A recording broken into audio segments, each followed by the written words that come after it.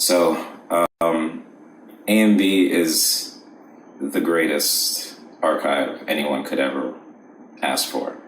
You know, of all the books I've read, of all the other online tutorials I've seen, this was the missing key. Every video is like packed with this information that I would never be able to get anywhere else. So I would say this is the greatest resource for learning animation. For me, A&B Animation Library is hands down the best animation learning resource that I've seen. I've tried all the tutorials, I've gotten all the books. I've never been able to really grow until I found A&B.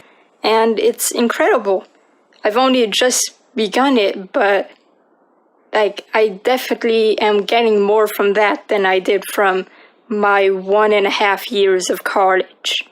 I've noticed definitely that my animation has improved a lot, and it's more alive than ever. And what I also like about this animation training is that you also gain real confidence. Real Animator Training Library is unequivocally the best resource for animation, 2D animation, traditional hand-drawn animation that I've seen. So I wholeheartedly recommend the A&B Real Animator Training Library to anybody who wants actual knowledge and actual applicable concepts to create their own animation and to move forward in the field of animation and to set your work above those that are just kind of teaching themselves and not learning these tried and true classic concepts. A&B is motivated by his students' successes and improvements. He's a great teacher, a great animator with over 20 years experience in the industry, so you can't really get much better than that. I strongly recommend him to anybody. I'm thinking on how to put in words what I feel about it. I love that. It approached me from my dream of becoming an animator. Every cent I paid in there was worth it. I like that the library is structured. I can go back and watch it anytime I want to. And he's just got so much knowledge. And I just highly recommend it to anyone who's out there looking to learn traditional 2D animation. So thank you, MB, so much. And thank you so much for all you done for me. So, are you gonna join the library?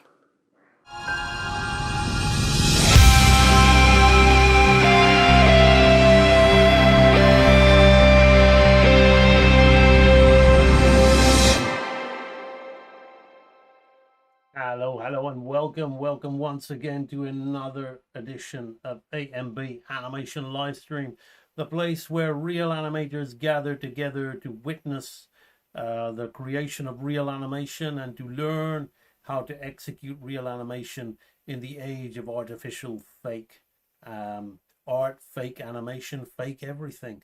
This is the place indeed where you shall remain real. So welcome.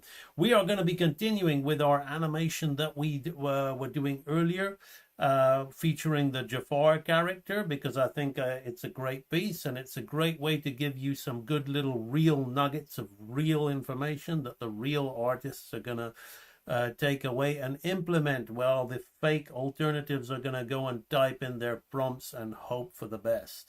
All right, are you ready for some real developing? Are you ready to be real? Are you ready to actually get in there and start to learn how to do this for yourself? Let's do it. We have got Cameron Allen Davidson Black in the chat. Good to see you, my friend Zedpo, as well. And we have also got Saran, who is becoming a regular on the streams. And it's a pleasure having you. It really is a pleasure having you. Joining the usual regular lineup of people in the chat. It's nice. All right, so let us continue and move on to talk about what we've been doing. So we've been doing this very real piece of animation. You've been watching it unfold before you over these live streams, and I have locked down. By the way, Cameron, let me know if the mic's no good, right? I have locked down the drawings that we made in rough, where he kind of smiles and pulls his beard. Now, this is already a a really nice piece of animation that could just go away and be in-betweening. And I did promise my friend in the chat, Saran, that I will talk her through the chart. And I will do that, but there's a few little touches that are going to make this even better, which again, we will be going to the very real fundamental of animation law, one of the laws of life, to make this more interesting. And we're going to be doing that before we start thinking about getting in there and timing it out with a chart. Thank you for that. A little echoey. Okay, thank you, Cameron. I had the double mic on. See, what would I do without my right hand Judica, Cameron? We have got Kira Killjoy. Hello to you. You have joined us on the live stream. So we've got 6 amazingly real people watching right now. So fantastic. All right, so what I'm going to do, the lovely Hervonia Baker sometimes pops up. She hasn't made herself known today. Her work is in the is been featured in the present growth, development, and progress section here. And I'm going to wait for a bit to give her a few pointers on how to get better at that. But so I'm gonna jump in and do what I'm doing, and maybe if she turns up in the chat, we're gonna give her some very real pointers on how she can improve her very real process, as opposed to going away and typing in prompts and stuff into the fake world of AI. Why not, Tony? Hello to you.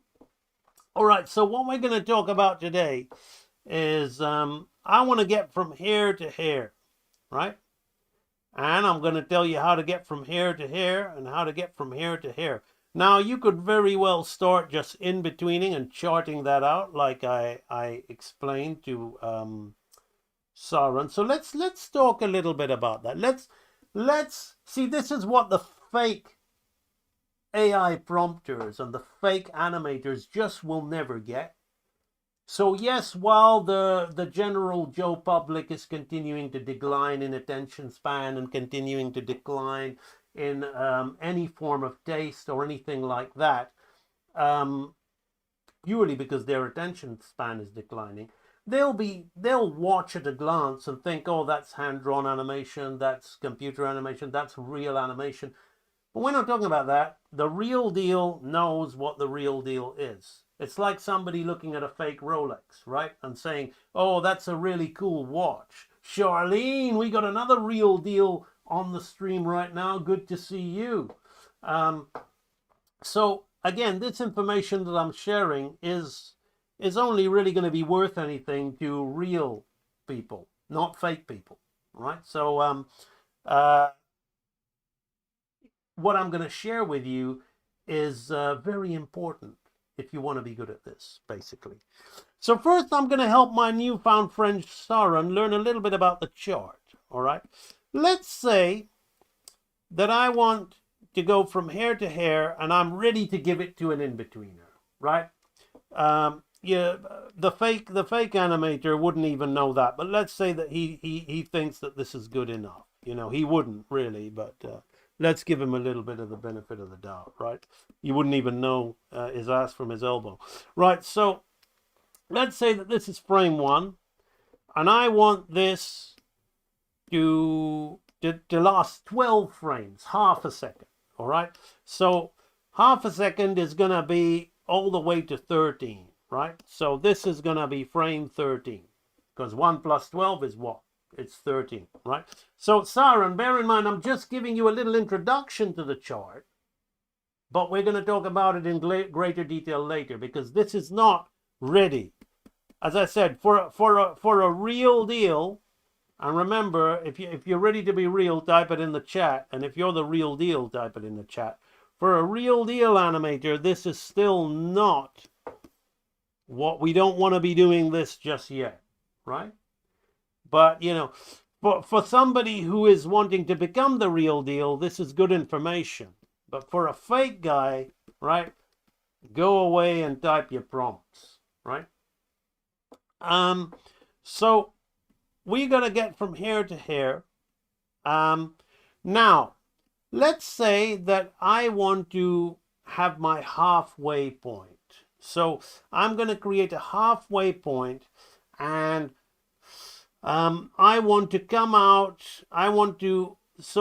we haven't decided our number on our halfway point. So I'm just going to make this line here, and I'm not even going to call it a halfway point. Let's call it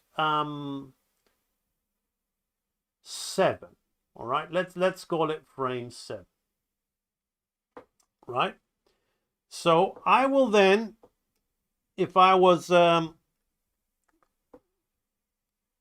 inexperienced or average, or somebody who really thought they were good just because they could draw the character on model, I would then proceed to say, okay, now Saran, look, this is halfway between there and there. So I've got to create this drawing number 7, which I'm putting in brackets as a breakdown. Frank Makes Movies, another real deal in the chat. We've got Alpha Proto, another real deal in the chat. Imperial KL, how are you? I'm pretty sure you're the real deal too. Real deal now, back to doing the dishes. That's a very real thing, Charlene. I always do the dishes for my wife because she's an amazing cook, and because I can't cook for shit. I say, okay, what can I do to help out? I'll do the dishes. She doesn't touch a dish, right? So that's a very good thing. So Saran, halfway, let's say I've given you, Saran, the task of in-betweening, and I've told you this, right? So 7 means halfway between here and here, right? And we've got to think about making our shapes halfway. Maybe I'll open his eye already, right? We've got to think about making our shapes halfway. So I'm looking at the space, and here's where the light box is coming into play, but I'm also flipping because I'm introducing that other side of his eye there, right there. And then we've got this line, which is halfway between there and there, and we're going to put that halfway between, and we're going to have this here like this. So this is the way a TV animator, or somebody that basically animates on anime, who just wants to get through it as fast as possible, due to budget constraints or lack of knowledge or stylistic, So then we're going to add the beard. Now, let's say that you know a little bit, all right? Let's say that if I put hair, now I'm going to teach you something else. I'm going to say 113. I'm going to draw another chart, and we'll call this the chart for the beard, right? And I'm going to put in a note, have the beard follow through and overlap. Now, you should know what follow through is. But if you was an assistant, maybe not. But if you were a junior animator, I'd say the beard we'll have on thirds, right? So I will put a crosshair, and I will do this, right? Maybe I won't put a cross there, but I will just do that, right? And then here we've got that meaning third chart, right? Because there's 3. But this is where I want 7. So can you see the difference, Saran? I want you to type to me in the chat what you've learned so far, all right? Type to me in the chat what you've learned so far. This is why real animator training is the real deal, right? Because we need to know that you've learned. So 1 to 13 is the head, and that's 7 is halfway. The beard, we want 1/3 of the way. So with the beard being 1/3 of the way, here's one, here's the other. We can't put it halfway. So we're going to imagine that there's a third, 1/3 of the way is here, and the other third of the way is here. So we've got 1, 2, 3. So the beard is going to be like here. But we have to think about follow through, overlap, and drag, right? So we're going to have something like this, right? And this is where we've got a little bit of follow through on that beard, right? So it's just trailing behind, right? A little bit of follow through, We may want to make the shape a little bit more interesting. And this is, at the moment, I'm dealing with really linear arcs, almost a straight line, which is why it was looking bad, right? So, because I was trying to teach you the spacing. So we need to remember that by the first, one of the fundamental laws, which we discovered and talked about in the last stream, not putting in between the middle, yes, but we did put it in between the middle for the face, right? So there's differences, right? There's one in the middle there, and there's one that's 1/3 of the way there. But good, excellent, you're interacting. So remember, the real deal knows the fundamental laws of animation, and the laws of animation are arcing, and that's not an arc, right? That's just a literal interpretation of the timing chart. So we have to think, or is it going to arc this way? Probably not. It's going to arc this way. So we're going to have it bunch up. So 1/3 of the way will be about here, right? Because this is 1/3 of the way, right?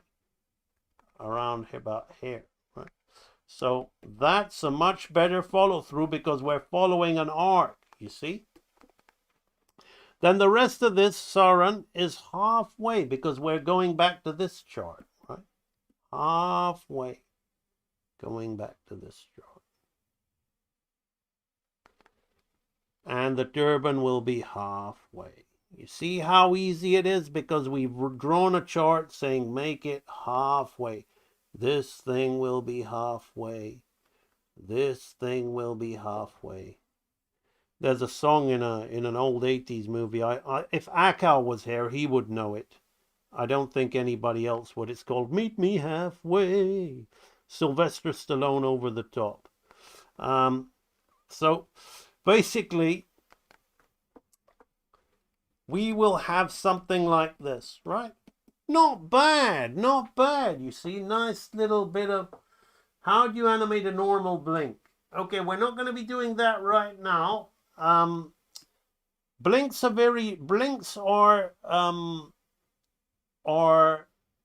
variable, just like mouth shapes. Mouth shapes can be very fast, one in between, and just straight open eye, closed eye, open eye again.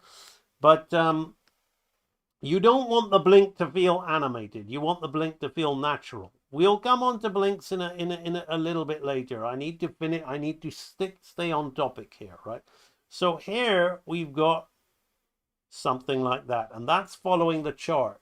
Now I'm going to rush through the rest of the chart, Saran, because we're going to talk about it a little bit later on. Maybe Storm is lagging, but I'm doing possible to answer the questions. Is the stream lagging? I don't know.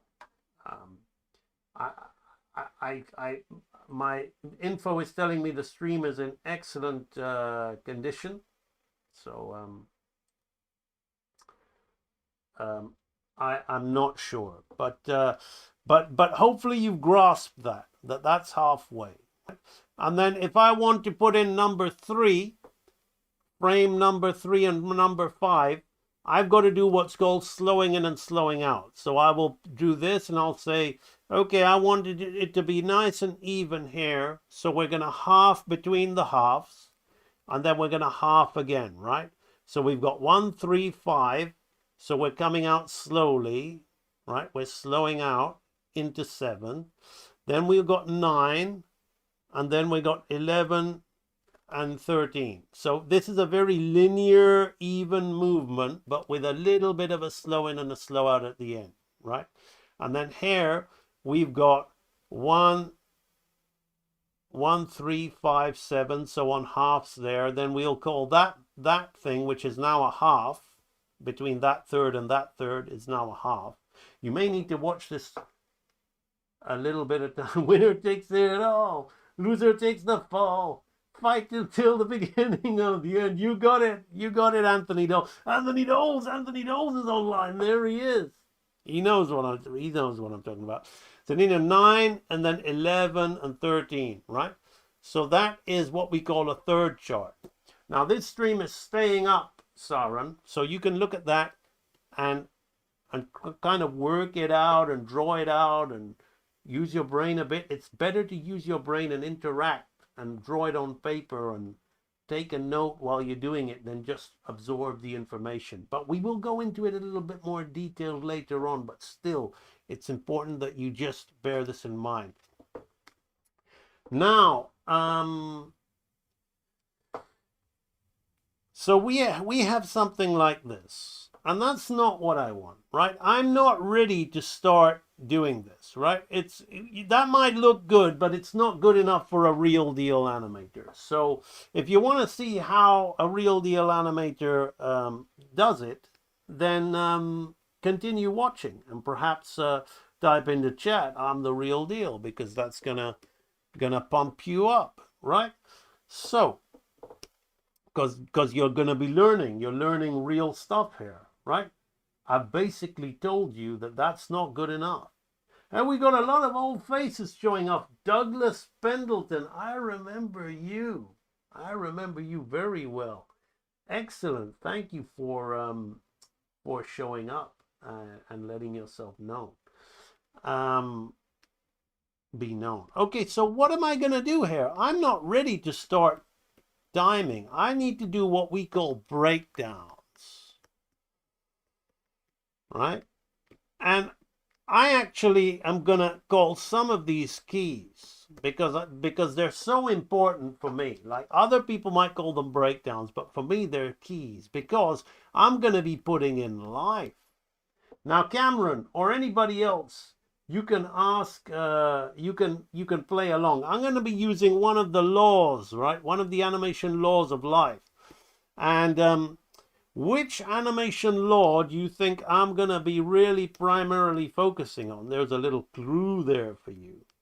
Which one do you think I'm going to be using to break down between here and here?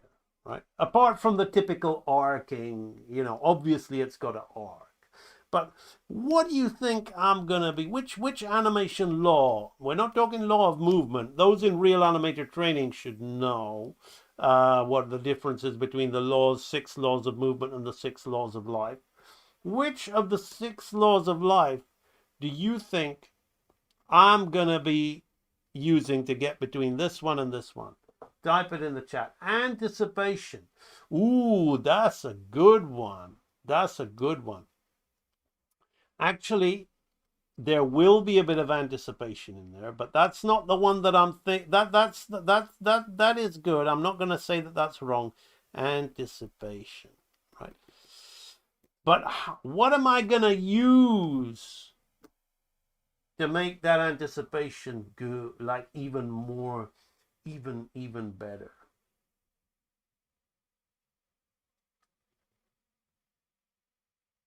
Right? What are the other what am I going to think about to make that anticipation? Right? There's an anticipation.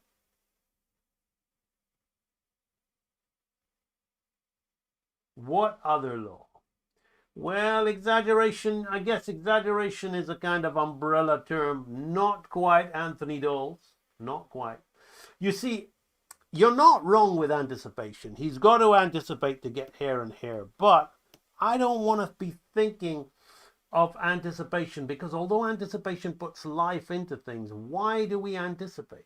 Why do we anticipate? What would anticipation do? Say if I was going to go from one position to another, what would anticipation do?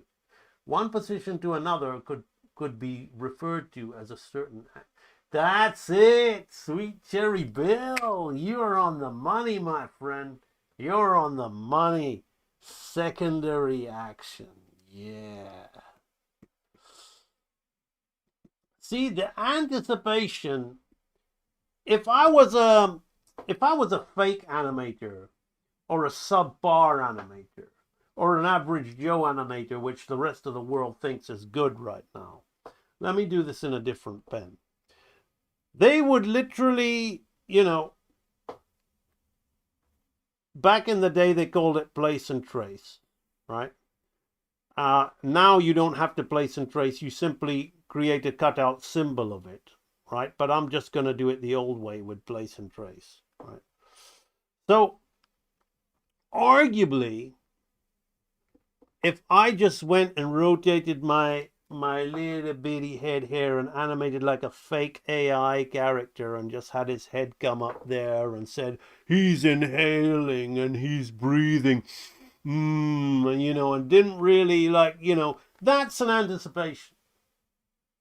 That's an anticipation. That anticipates that, right? It's an anticipation. Fake animation will do it. Fake animation will do it. AI animation. After all, by the way, what do we call AI animation in the chat? Type it out for me. Fake. Okay, fake animation. Let's call it out for what it is. And if they cry about it, what does the word artificial mean? Artificial? Just tell me in the chat what the word artificial means. Type it for me. One big fake. Right? Okay, right. So this is what a lot of the cutout animators have been doing. This is what a lot of the cutout animators who were always kind of like, they're crying because AI does it for them, but they were fake in the first place because they didn't learn the laws. They didn't learn the real deal laws of animation, right? So anticipation can be faked, right? So that's a fake. That's what a simple cutout animator, a lazy animator, somebody before AI technology would have just done that. What is it to me? Fake. Fake's another word for shit, by the way, right? All right, so my friend, Sweet Cherry Bill, was right on the money when he said secondary action. Why? Why secondary action? Because secondary action puts personality, personal, right? And that's where you, as a human being, right? Many people have forgotten that they're this, right? Because they're too busy being what? Fake, right?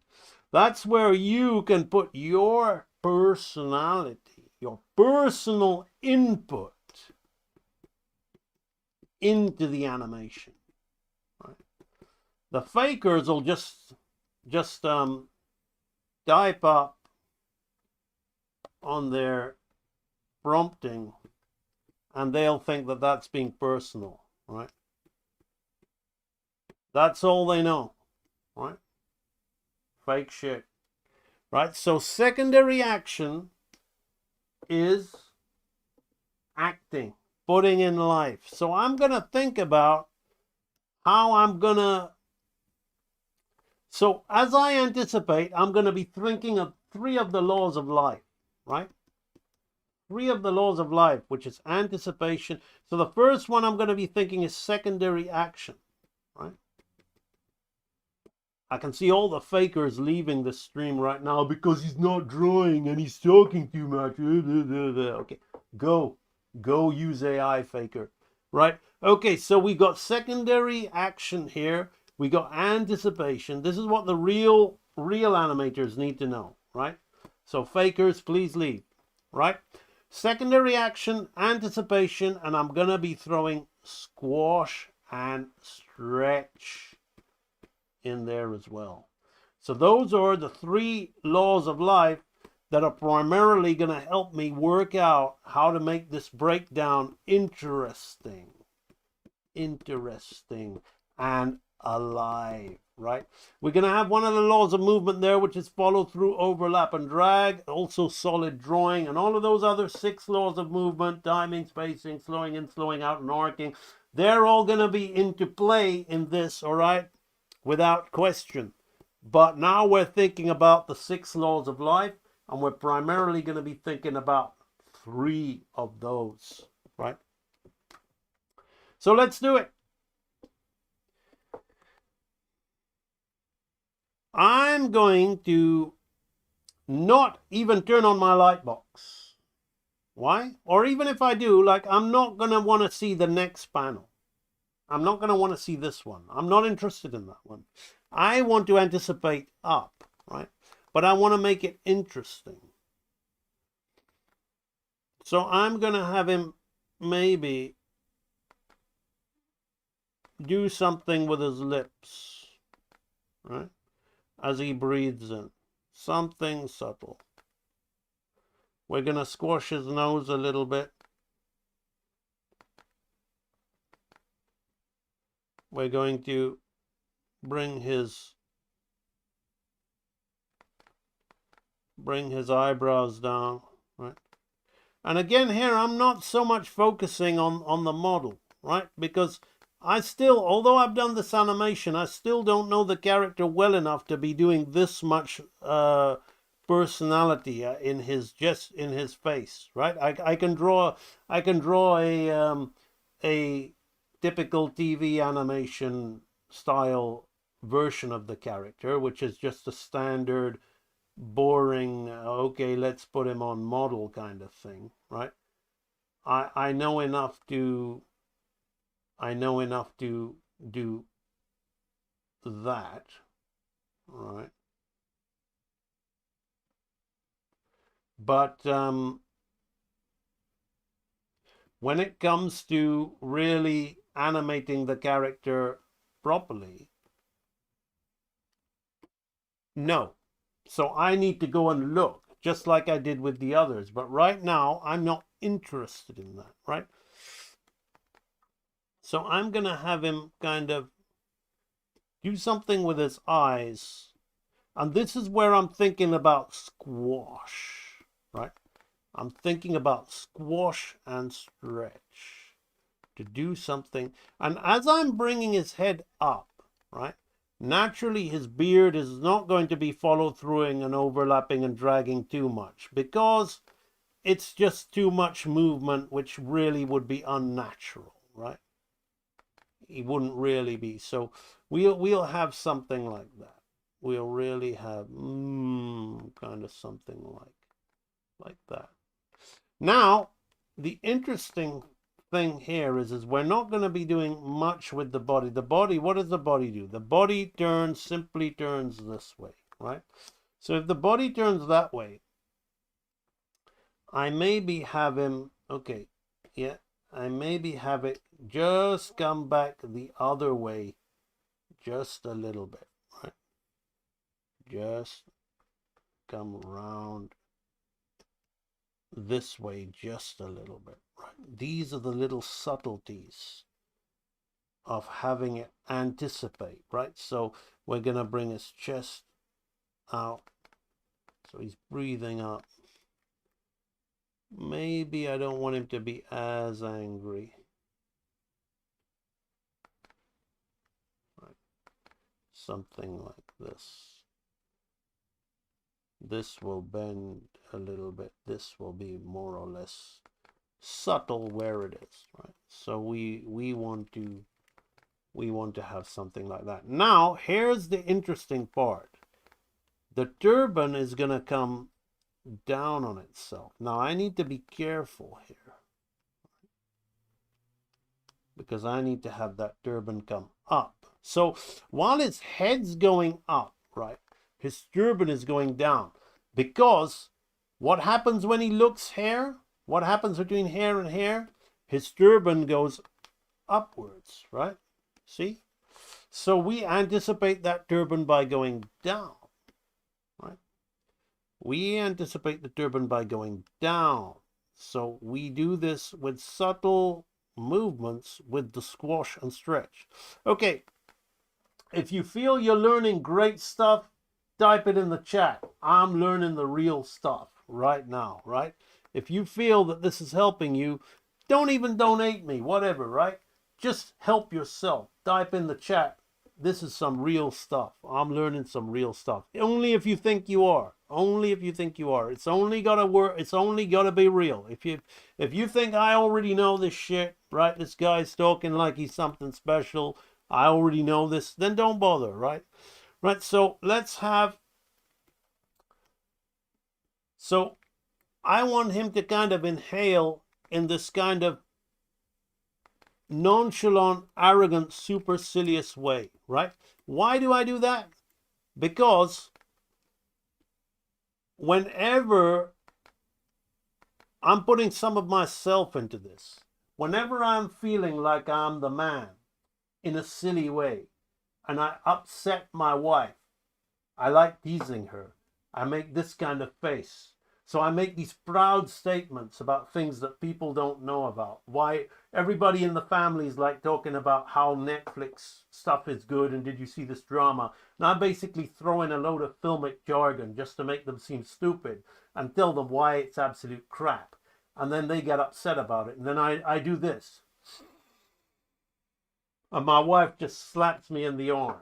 And I know that her slapping me in the arm will probably hurt her arm, so I do it more like that. And she's like, shut up, and all this and that, right? It's just a bit of fun, right? So I'm putting a little, what did I say about that personal, that little kind of personal thing in there that means something to me and probably nothing else to anybody else. I'm really trying to make this character live, right? Right, like as if he's like that. Then he's gonna look the other way, right? So this becomes what I call a key, because it's an anticipation key, right?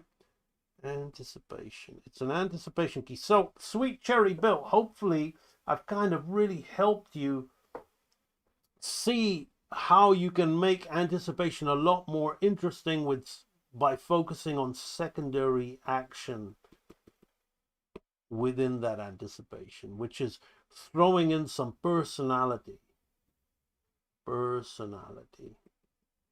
So this whole anticipation becomes an action in itself, a secondary action. So that's what we got. Hervonia, the lovely Hervonia Baker has arrived. I've been waiting for you to come on stream, Hervonia, so we can look at your post in the group, and I've got some very quick, sweet advice for you that I think is going to help you a lot. Thank you, Douglas Pendleton. Charlene says, I'm learning some real stuff. Thank you, Charlene. Yes, we're all agreeing that we're learning some real stuff. I appreciate that. Awesome. So, before Hervonia Baker goes, because she's at work, let's switch over from this, just to give you some quick pointers. Hervonia, this is going to be a very quick pointer to you, right? Now, Hervonia has posted here, and she says, hi guys, I'm still here. I've started the exercise A and B suggested. I've been writing down the 12 principles. I'm on day 12. I've also been working on gesture drawing. I have a hard time fitting figures in my sketchbook.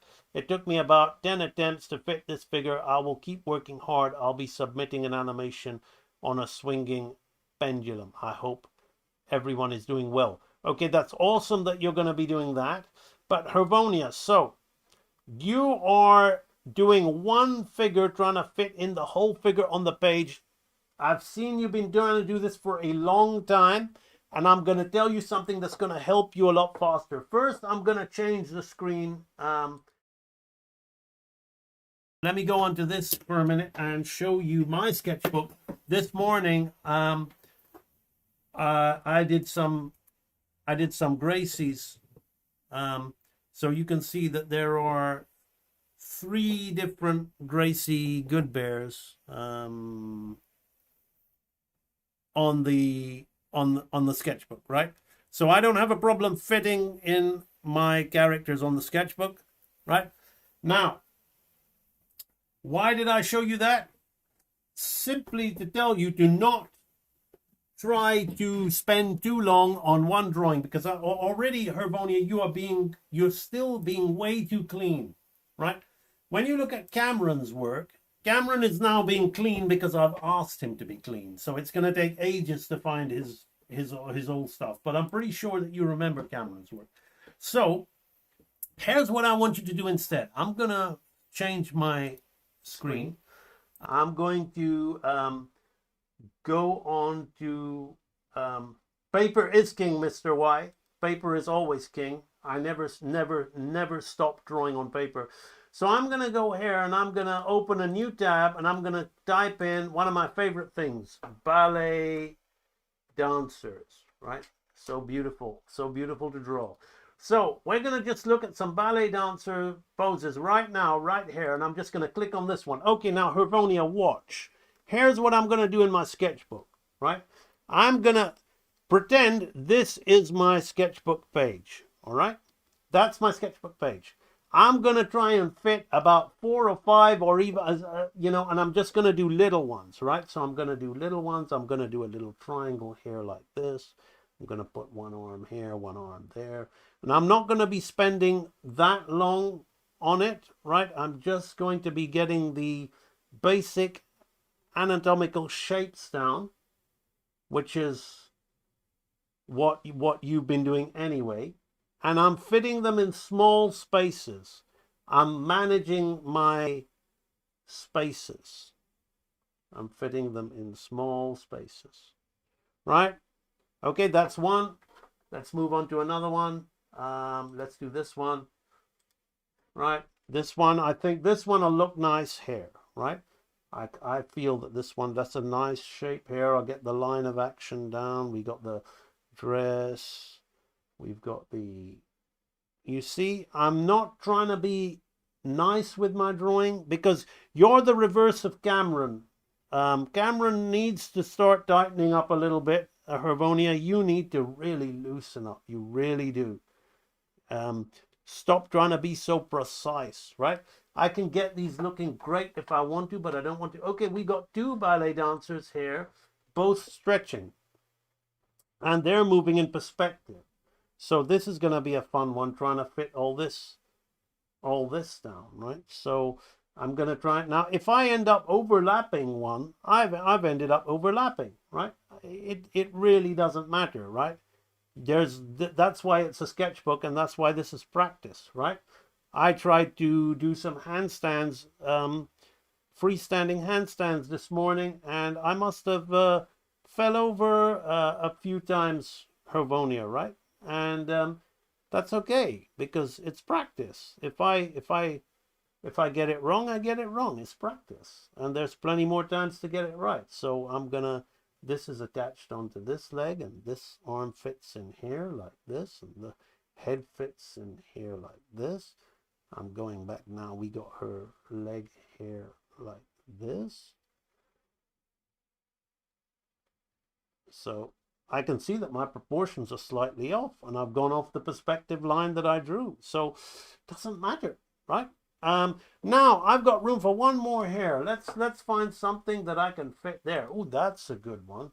So it's the other way around. So I'm actually inversing it because I think it fits, and I'm practicing my ability to draw from life and kind of change it because he's actually doing this in the other direction, but I think it'll fit nice on my sketchbook. Oh, I've gone off the page. There you go, Hervonia. I made an error, right? So now we've got this one here like that. So I've got a little page of my sketchbook with scribbly, scraggly drawings. Didn't take me very long, but I tell you what, Hervonia, it's given me excellent hand-eye coordination.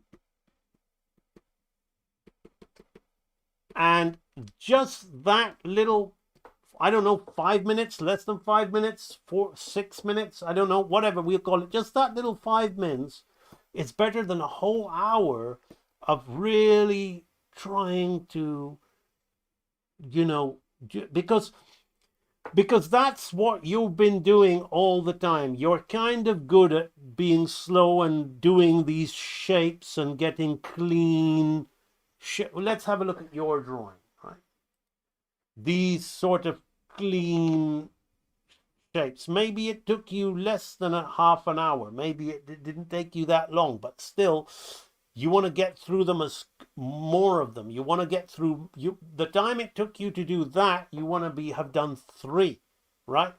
And if it took you 20 minutes to do that, then you want to have done at least 10, right? Or even more. You want to be just boom, boom, boom, boom, boom, right? When we train, when I'm doing any kind of training, Hervonia,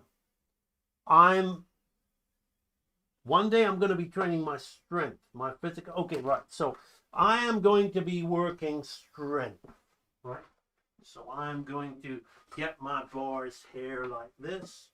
I'm going to slowly lift my legs and hold it, rip them back, hold it right. I'm going to be training strength, right? That's what I'm going to be training one day. But in order to do that, I also have to train flexibility. I have to be able to do a pancake stretch. I have to touch the floor because it makes holding my leg easier, right? So when you're doing drawing, you have to be able to get your figure in a certain space, rough in areas in a loose, quick fashion, right? Which is what we call gesture. Okay, form, right? But then you also, and that's what I'm trying to get Cameron to do, you also want to be able to train line. So line, when you start looking at let's go back to the ballet dancers.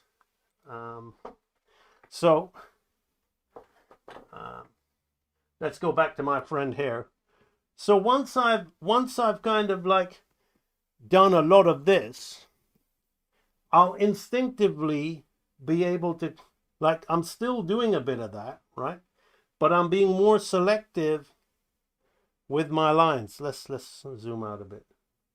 I'm being more selective with my lines, right? I'm doing the same things that was telling you and Cameron to do. Now I'll come in here and I'll start working on form. He's got a bow tie. He's got his, not form, line, sorry, line. Form and line, it all kind of morphs into one, right? We've got more stuff coming here. We've got the shoulder. We've got all the creases of his sleeves. Now I could go on, Hervonia, and make this drawing an accurate drawing, but it's just going to take up the stream time. I'll just do enough. So that's the leg there like that. I'm just enjoying myself too much, right? But so here's his other leg. So, and then we can start heavying things like I tell Cameron to do, and then you can start focusing on tone, right? Shadow, which is another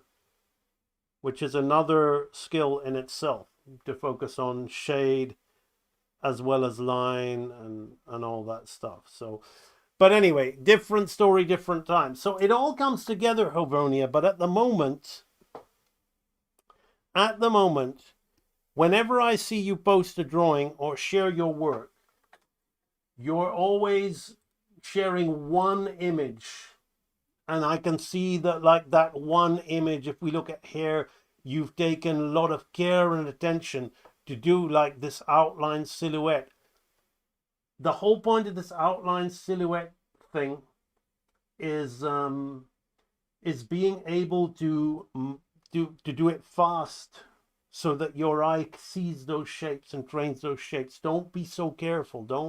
Don't be so careful about getting it, you know, oh, I've got it so, like, I've accurate line choices.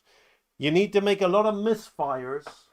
Need to get a lot of misfires to be able to get it on target, right? So don't worry about it, trying to just do one and doing one well, right?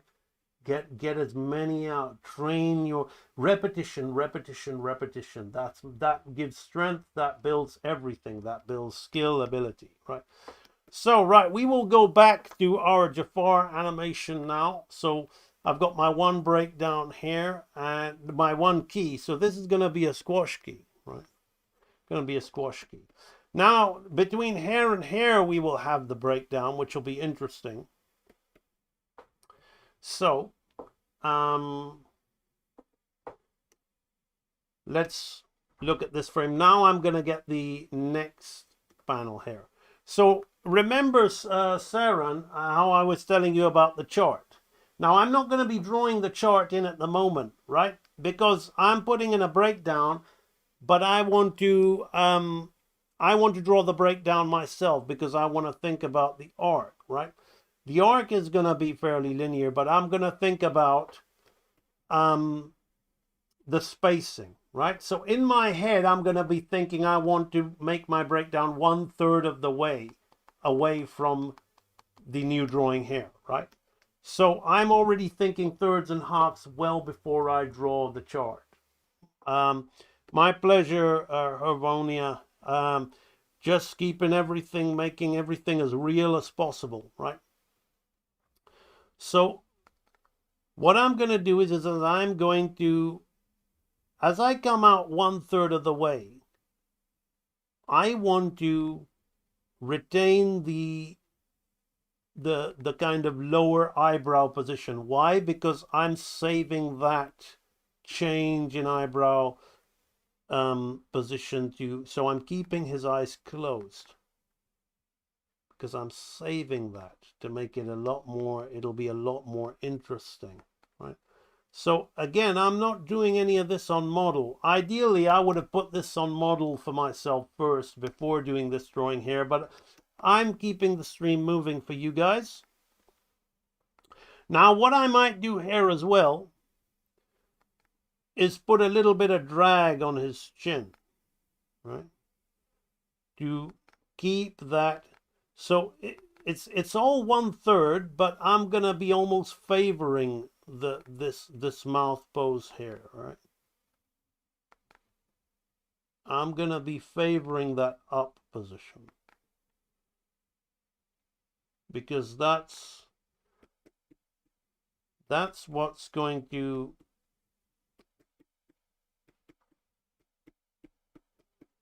make the, and so can you see how the mouth is arcing like this now, right? How, look at this shape here, it's coming up to this shape here and it's going down to this shape here. That's some pretty real deal stuff right there, right? That a lot of other people will not tell you. Those who know will not tell, but most, if I'm honest, simply are unable. They do not have the skill. They're on YouTube getting their 500K views with their little quick tips about how to animate. And they are appealing to their crowd, the fakers, because it takes a lot of work to be authentic. It takes a lot of, to be authentic, you've got to face yourself. To be real with yourself, you've got to get to know yourself. And that makes most people very uncomfortable. So those of us who want to be the real deal, it's a lot of people try to be the real deal, but they can't take it. That's what it is. That's why they go to the AI. That's why they go to the software. That's why they watch the quick tutorials, because being authentic is possibly the hardest thing in this world. So if you've already dabbled with hand-drawn animation and you're already committed to content like this, which is really, you know, taking a lot of patience to watch it, it means that you really want to get to know yourself. So you truly are the real deal. Because these things are not easy. It's not about the skill. People rush through things. People procrastinate because underneath the surface there's something much deeper which they're afraid of, and that's their authentic self. It brings out a sense of shame, a sense of guilt, a sense of inability to fix things. But those of you who are looking to improve in a craft like this, or any kind of craft which takes dedication, strength, training, clay building, modeling, even growing gardens, or anything that actually takes passion, skill, time, dedication, getting things wrong, that is getting to know your authentic self. Now, this turban is going to be 1/3 of the way. because it follows in my mind. Soren, if you remember the halves and thirds, I'm thinking in halves and thirds before I'm drawing the chart, right? Which is why it's important for you to understand why the chart is not magic. The chart is actually something that is a visual representation of what the animator is thinking, especially when he's trying to communicate his thoughts to another artist who's going to help finish. So all of this is going to be 1/3 of the way.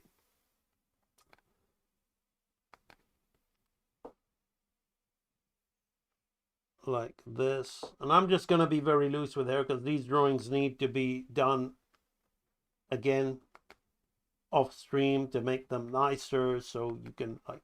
But now if we look, we've just from getting from this frame to this frame, I've made it so much more interesting, right? Right? Look at that. That's so much more interesting. Just simply by doing that. Right? But we are going to slow into this position. So my chart from hair to hair. So Soren, if I was going to chart, right? Really ideally my chart, let's talk about the chart for Soren. My chart would be 1, okay? This is now, I want this to actually last a second. That was my original timing. I want to be at 25 here, right? I want to be 25 here. So I got to work this out, right? I'm going to take about a quarter of a second to come up into this pose. 1, 3, 5, 7, okay? So I want to be here 1, 3, 5, 7, right? So I want it to be a linear movement. So how can I use 2 frames in a linear way? Because I can't go halfway between. I know I'll put them on thirds and we'll go 3, 5, 7. That's a linear movement because the space between it is all even, right?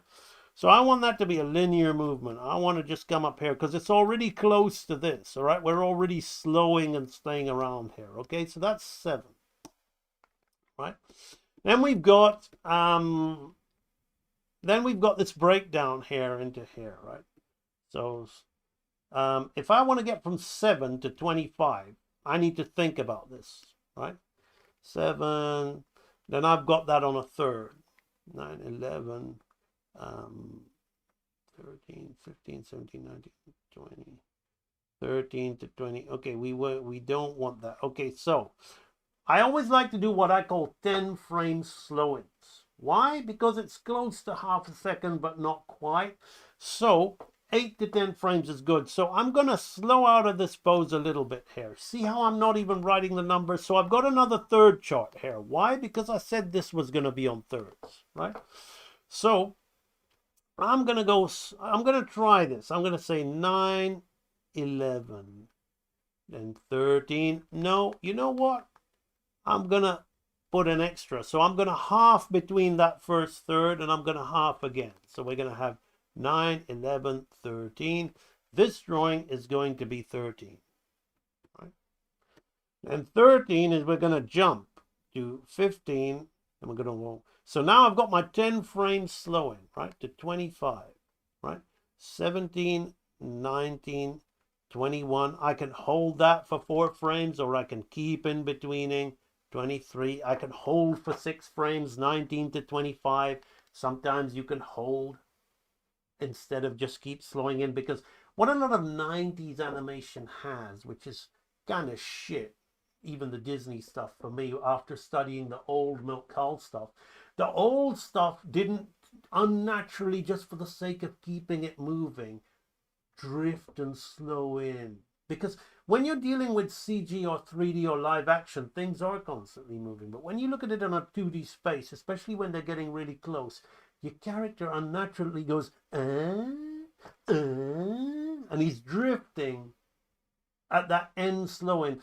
So the old stuff was really fluid, but when they slowed in, but they didn't really have that constant drifting. That's a Richard Williams, Roger Rabbit thing, because it started when they were trying to mix 2D with live action, and then Richard Williams got this reputation and it kind of stuck.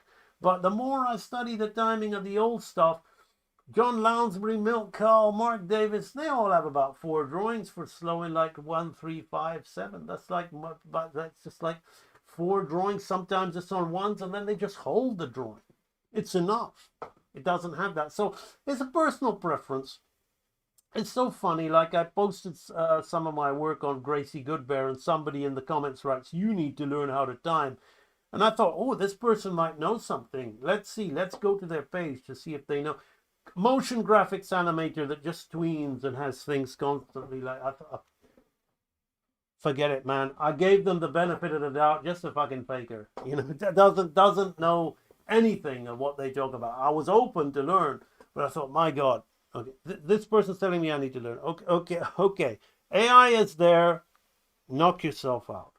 So this is how 13. So let's take another look at that. So just in case this confuses you, Saren, we're working on thirds. 7, 13, 15, or the 13 and 15. We've done 13. 15 will be the next drawing that you do. And then all these little extra drawings here between 7 and 13, we're halfway for 11. And then between 9 and 11, we're halfway. And then between 13 and 25, it's a halfway. So and then between 17 and 15 and 25, 17's a halfway. Then 19's a halfway. And then 21's a halfway. And then 23's a halfway. So let's take it, because this is, when we zoom in, it's not quite, let's take another look at that. So 13, we're going to have halfway, which is 15. Then we're going to have halfway, which is 17.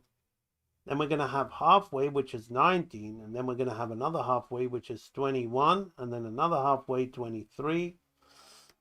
And yeah, and then, yeah, 17, 19, 21, 23, and then 25, right?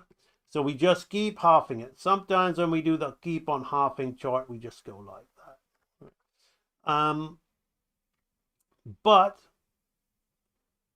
the main thing is I want to make drawing 15 after. So if I look at this chart, none of these drawings are made except for 13. I'm going to focus on 15 because the main guidance chart is these 2/3, right? And then one of the thirds is worked out, so the other third is easy. It's just a halfway between, right? So we're going to make drawing 15 between here and here. So drawing 15 is kind of easy.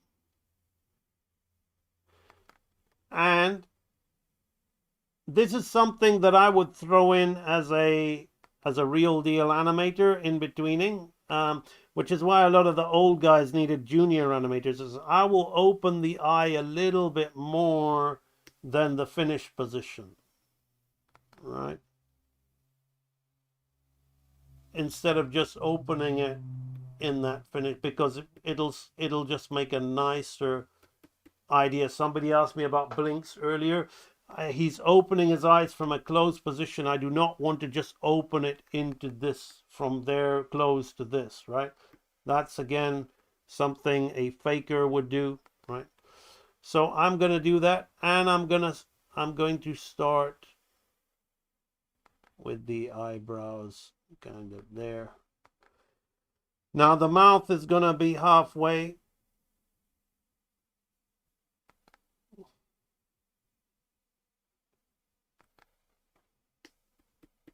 That's it. Now the beard is also going to be halfway because we've already got the nice little delay on the beard, and I don't want to make it too elasticy or too kind of like as if it's going to unfold on itself. We just want to keep it a little bit dense, right? Maybe just a tiny bit of follow through on that beard, no more, right? So if I'm going to watch that, I'm going to flip that to see what I'm doing with that beard. Yeah, I don't want to do any more than that, because that's already got enough follow through and overlap at the beginning.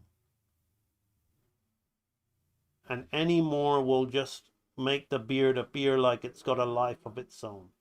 I want us to be focusing on this here, right?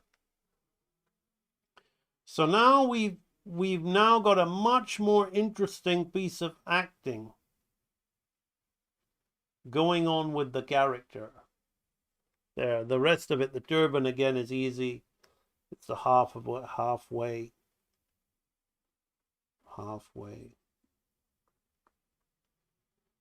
Like that.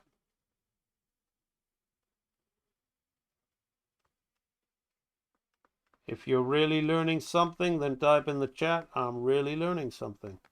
That's really good.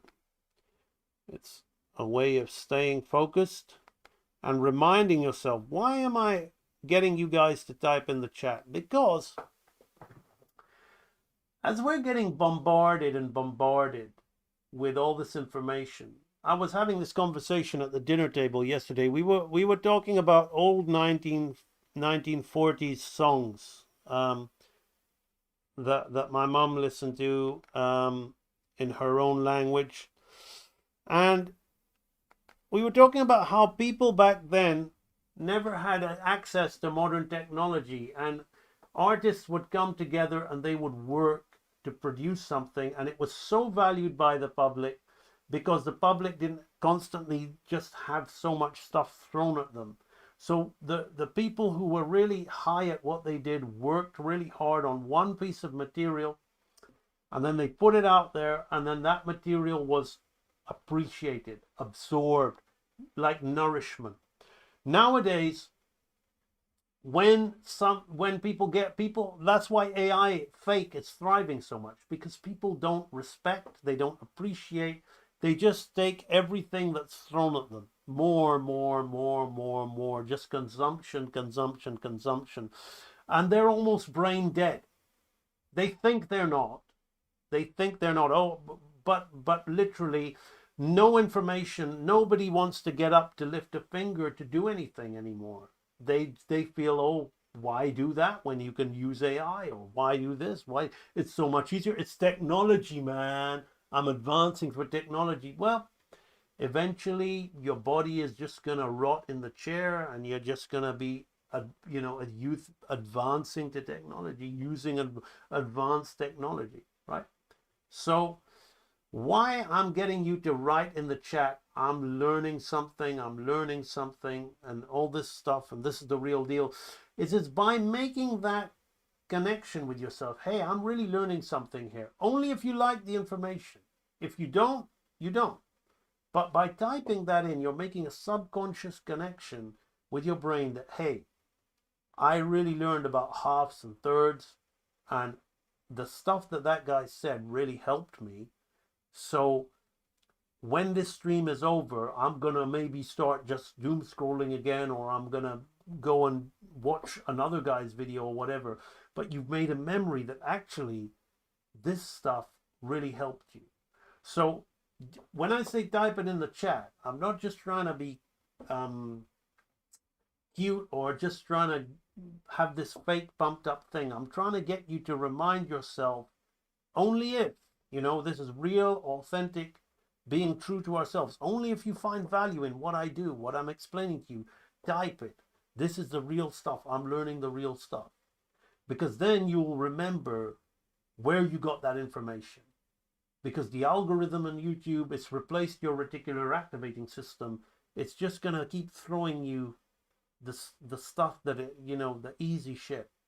And then it's going to be so easy to fall asleep and forget the stuff that you learn.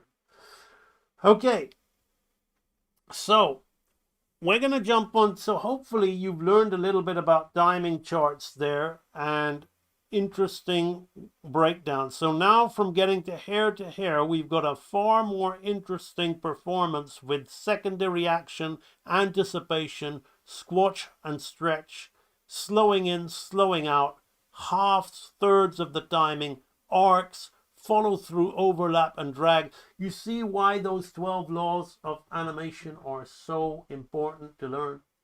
It's not just cute to be able to say you memorize them. You really have to know this stuff. You see how solid that turban is, how solid everything is now, even at this rough state, and how we can use and play with all that information. Right, let's have a look at the chat.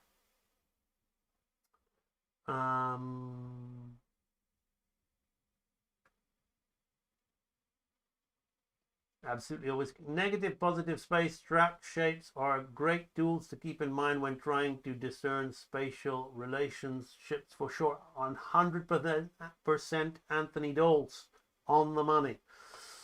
On the king himself is I was just watching your last stream, but now we have a new one. Awesome, great to have you. Is that a new name, Migs? I recognize the picture, but the name is different. Migs Animation. Nintendo, how are you? Sounds like a typical drive-by commentator. A lot of strong opinions, but not a lot of effort. Point is I was willing to listen, Anthony Doles. Let's not just dismiss. I was willing to listen. But unfortunately, it just backed up everything I say about these fakers. The downplay was a big thing back then. Appreciated. Absolutely. I'm learning what's up. Okay. Stopping by briefly. Phanomatics. Wonderful. This is what we're doing. We are breaking down, getting from one pose to another pose using the law of secondary action. All right. How are we doing for time? Studio Anima, that was it. I've got to get used to the new name. This stream has been going on for 40 minutes, so we're gonna do a little bit more. I feel I've given you a lot of great information, more in this 40 minutes than you would have got from most 3-year degree courses, in my opinion. Boasting? No, just being real. Right, so now we're gonna go from here to here. So again, I want to think secondary action. Right? I want to think secondary action. Now he's looking here and he's gonna look at something and realize what the, and that's where he's gonna say, in my mind he's gonna say what, like that, right? So we're gonna do another anticipation. Now, somebody asked about blinks, but this is not so much a blink like a normal blink. But so the first thing I want to do is I'm going to keep the character, so I'm going to turn off that one. I'm going to keep the character pretty much as is, right? I don't want to do too much.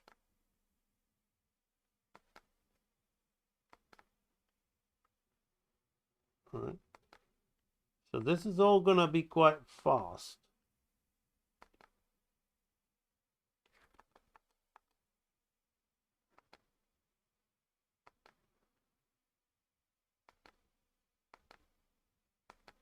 So we're not really doing much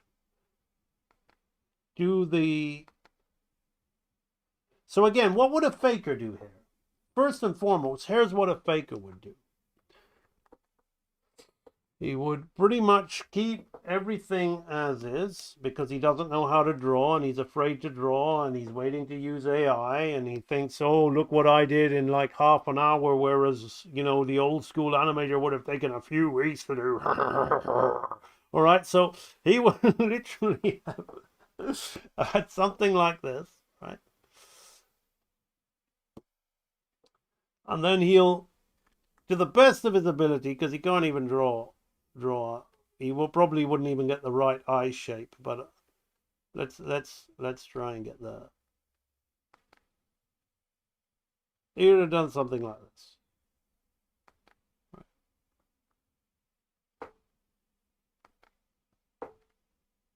That's typical of Cartoon Network shit and the kind of junk that which is why we are where we are today, where nobody really knows how to animate properly anymore. In regards to that. So he would go from here to here to here, right? That's his idea of anticipation with a surprise look. If he even had the intelligence to do that and not just in between there and there. It's doubtful they even have the intelligence to do that, by the way. Why? Because what are they? They're fake animators. Fake animators. That's what somebody that uses AI is. And I've said it before and I'll say it again. If it hurts your feelings, go back and look at what you're using. What does the A in AI stand for? Everybody type it out. Artificial. And what is another word for artificial? Type it in the chat, people. Fake. All right? So that's the way a faker would animate. Now, us real dealers, what am I doing here which is so great? I'll tell you what, you should be able to see it, but I'll just verbalize it for you. Look how I'm adding squash and stretch. Very subtle forms of squash and stretch, right? So his face is stretching just a little bit, right? Now, as his face is stretching and his mouth is hair, I'm kind of thinking he's already kind of stretched into this. Do I want to stretch his mouth down some little bit, or do I want to play around with another expression? Right? That kind of, if I look at this expression, it's kind of like this with his mouth, right? This expression is kind of like this. Right? So maybe I want to kind of like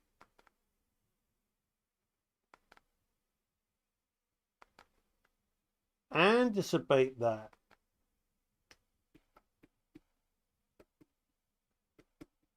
With a bit of squash and stretch, but then a little bit of a hint of something to come where we're going with that. And then by doing that, where's his beard going to go? His beard's going to go like that. So his beard, I'm going to bring his beard up just a tad. Right? We're going to be super subtle about it. Now, if he's squashing and stretching, what's going to happen to the little bit of the on his turban there like that, right? It's gonna go up just a little bit. Because that's what happens when such big brows are doing that. Just a little bit. So I'm going to put a little bit of a mark there. And I'm going to squash and stretch the turban. So I'm going to keep the bottom mark where it is, right? Remember, we want the volume change, which is what people are so afraid of. So we've got this, right?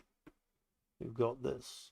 Now, I'm not going to chart anything because charting is what an animator does at the end of the scene, Sarah.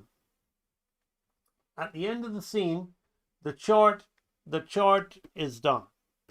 So we don't want to do that because I want to be focusing on the acting. So the breakdown between hair and hair would simply be another blink. So I would simply not do anything too much with his eyes. I will have it blink them closed, right? Kind of in the position that they're at, not squashing and stretching them. I may have his eyebrows come just a tad down on the favor, right? Not enough to move the turban or anything like that, just a little bit like that. And I'm not going to bring his nose up. I'm going to keep everything held, right, like that. Because that's going to add to the whole acting of it, right? So he's just like,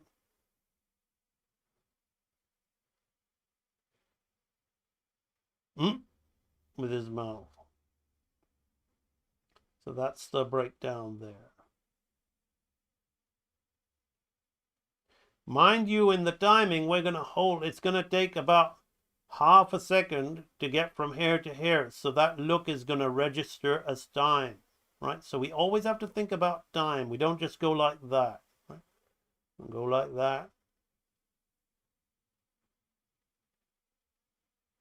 Now we're going to come down from hair to hair. So this is going to be a linear, quick breakdown.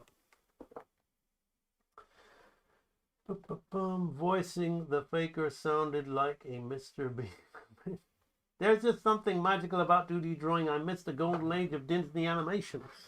No need to miss it. You are the new age. You are the new age of real animator. Work, work, enjoy the process. Understand that that golden age was a finger pointing to the moon, which is your truth, right? It's also pointing to the AI, to the fake people who basically are so afraid of themselves, so afraid to face the fact that they don't want to confront their own uselessness, that they want to use what's easy, quick, cheap, given to them. Take. Somebody make something for me so I can pretend that I did it. Somebody make something, somebody do something for me so I can pretend that I did it. Hey, if that's the way they want to get through life, more power to them. Happiness is the key. But when you're the real deal, when you're a real artist, a real animator, you can't live. Personally, I can't live like that. So I'm not passing judgments and casting stones. I'm just speaking truth. A is for artificial. Artificial means fake, and that's the way they want to be. So we're going to be focusing on authenticity, realism, and the truth.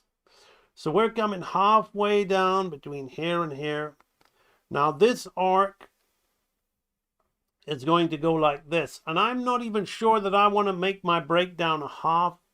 I'm going to make it 2/3 of the way. And the in between will probably be on a half. So my breakdown is 2/3 of the way. So notice, if you're still in the chat, Saren, how I am focusing on that whole halves and thirds thing while making my drawing, not so much drawing a chart. Drawing a chart might be a great way if you're a beginner to learning to think this way. Drawing a chart is a great way to help you get into thinking like this. But once you're able to think like this, you tend to not really bother. Like, I've gone through whole bits of animation without drawing a chart because I'm the guy who's in betweening it all. And so here I'm gonna be squashing into that. So the beard is gonna be interesting. That's the beard is gonna come up on itself. We're gonna do something with, so the beard, see, here's the end of the beard and here's the end of the beard. We want the end of the beard to be up here. Why? Because of the law of arcing, right? So again, those who don't know, fakers, they're gonna just simply try to keep the beard in between going around there, but we want to arc the beard up. And as we arc the beard up, it's going to bounce down if there's time. Probably not. So I want to make it a bigger arc. I want to make it a bigger arc.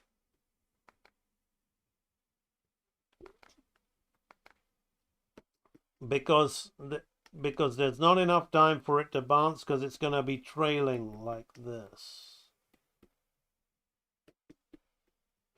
And now, as I'm doing this beard, when I come to this position, I may want to change the way I intuitively work the follow through overlap on these tight drawings, right? Which is why it's always better to be loose when you're roughing out scenes. But that's an easy change for me. Right, so here the turban's going to be here.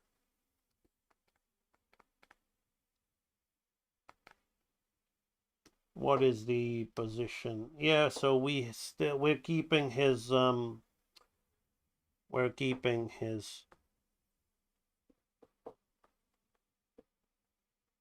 body in place, so that when we come to here, we're simply going to, I'm going to put the body on a half, right?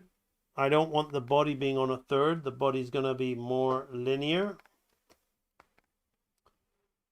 The turban's going to be 2/3 of the way. It's going to be closer to like this one.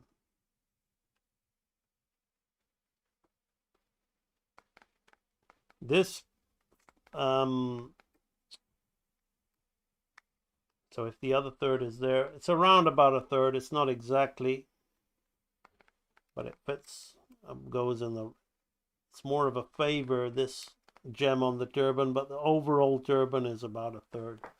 So that's where you can kind of get lost in the halves and thirds. Don't try to half and third every little detail. If this is part of the turban is mostly on a third, right? The gem of the turban, because it's a 2D shape, trying to look 3D will sometimes create an illusion, cheating the dimensions to create that illusion. So sometimes things aren't going to be perfectly. So now we have a nice little eye gesture there to have that turn. Can you see? We got something interesting happening there.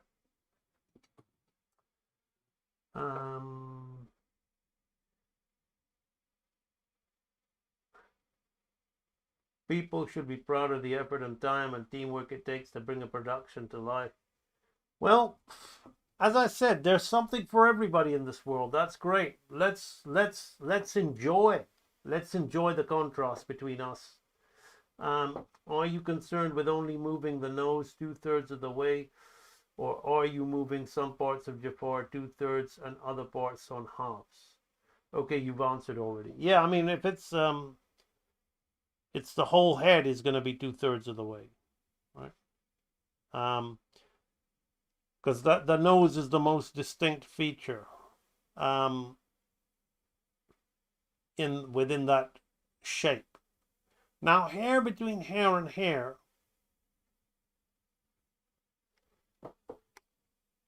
very quickly breaking down now, just sharing what we're doing. As we're in here, I am going to make him making a W shape with his mouse. All right. So I'm going to favor that. And as I do that, I'm going to do something a little bit strange. It's like a double bounce walk. So I'm going to keep his nose, I'm going to have his nose almost say as if it's going up like that. Now I need to go and research the Jafar mouth shapes and expressions to get that accurately on model, but I'm just going to put in what I think.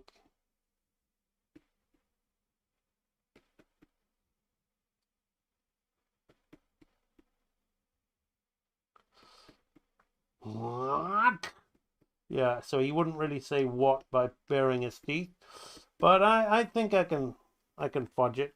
I didn't really think of him doing a dialogue when I drew it, but I think it'll be nice. It'll just add to something.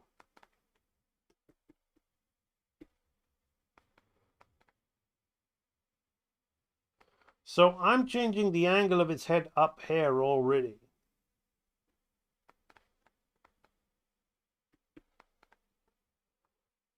So this is more of a favor than a third. Now a favor is when your drawing is super close to the other one.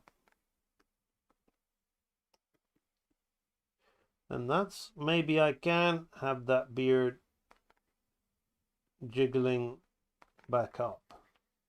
So this is a nice frame for me because this is something that I want to go a little bit outside the box and really kind of challenge myself with what I'm doing here. I really want to do that with his mouth. The beard will come down. I need to look at the path of the beard. It'll go this way. Probably that this may have to change.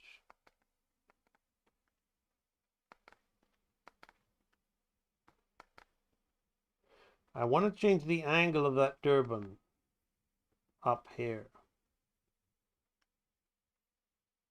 See how, again, this is what we call animating more so. I'm going to start.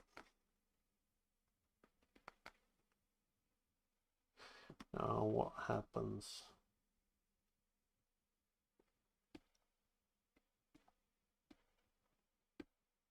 So this turns back on itself.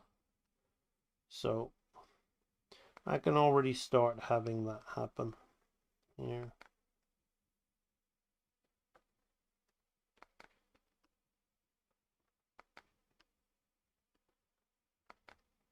I really want this aspect to read. So before I finish the stream, I might go and look at a Jafar drawing to get that expression, because I'm not finding what I want to do with that there, but I'll get it. So that's what the reference is for. So here we're by staying around, can you see what we're doing with the nose? Right? I want you to watch. Somebody mentioned the nose. It's adding, and by doing this with the lips, it's gonna add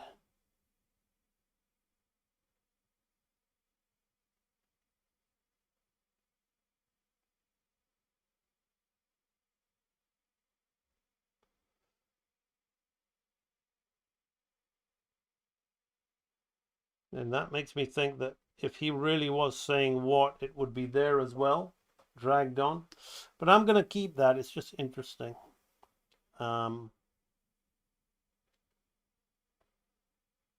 What? He could be snarling while doing it. So there's many possibilities.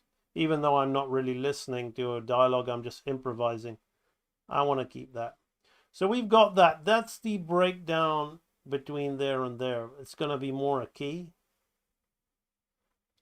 Nothing between hair and hair. This is all simple stuff. But here's where we're going to put some blinks, because somebody asked about blinks, right? Sweet Cherry Bill is off. In old animation documentaries, I noted they have a mirror besides the workstation.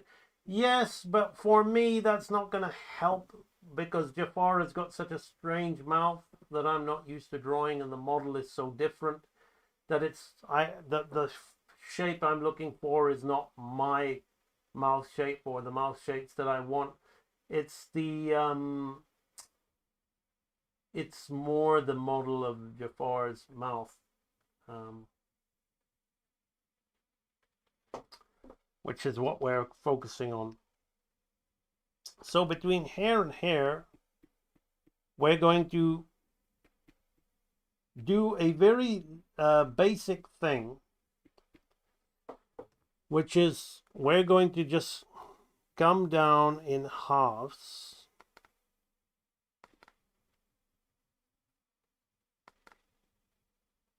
So we're going to keep this,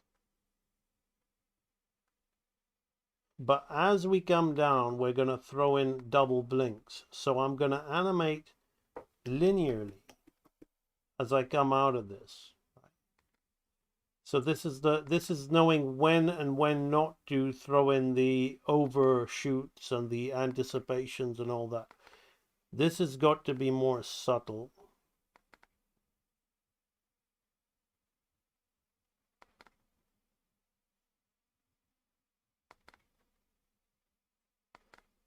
So I'm just gonna kind of rough it, but it's quite an easy one to do. So it's looking more drawn in, and then I'll kind of jump into the in-betweens, because somebody asked about blinks. Somebody asked about blinks. So this is where we're going to look at blinks. And what I'm going to do with the beard here is I'm going to put a little bit of delay on that beard. Like that. There. As we're coming down. Now I'm only going to focus on the face and the head because realistically I'm going to have to go away and do all these drawings again off stream. It's faster for me not to stream this process but the whole point of me animating Jafar is for your benefit. For you to see how with the right training, with the real animator training, you will be able to animate to the level of 90s Disney legends simply by utilizing the laws of animation. Is it something that's going to come quick, fast, and easy? No. That's what the fakers like to use with AI. Which is why I keep reminding you about the fakers. Maybe I'm overdoing it, but I would rather keep reminding you about the fakers because, as I said, in this day and age, it's so easy to drift back into sleep and forget about all of the goodness and all of the nutrition that you've received. So here, we're settling down. Even if they don't have a mirror, they think, yeah, we mimic our expressions. I am 100%. So here, it looks like we're just linearly settling into that. But how we're going to stop that, we're going to keep that nice, because we don't want him constantly overshooting everything. Right? Every move is an over. So we want this linear, but how we're going to make it nice is we're going to put in some very quick half breakdowns.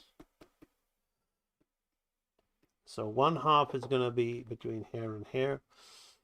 And we're going to do it on a half chart. But the eyes are going to be blinking. Now, I'm not going to, in between these blinks, I will, in between, it will require in-betweens on some of them. So if I'm going to in-between on the way down, but like so the eyelid coming down, but that might be on ones. If I'm going, or I'm going to in-between on, I won't in-between on the way up because I want it to be a quick on. So I will on the second blink. So maybe getting lost in what I'm saying here. So that's why I'm just going to quickly do it. Right? Just going to quickly do it, and then you're going to see the effect. It's all a matter of slowing in and slowing out. Now here's where the beard will move in a more linear fashion. So I'm not going to do this turban hair. I'm just going to focus on the face. That's all we're going to focus on. So we got a blink and an open, right? Now before we're going to go from here to here, we're going to throw in another blink and an open, right? So I'm going to throw this one halfway.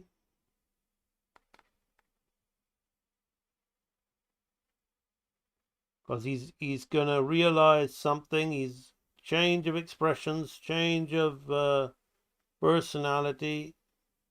Secondary action is this double blink, right? That we're putting in there.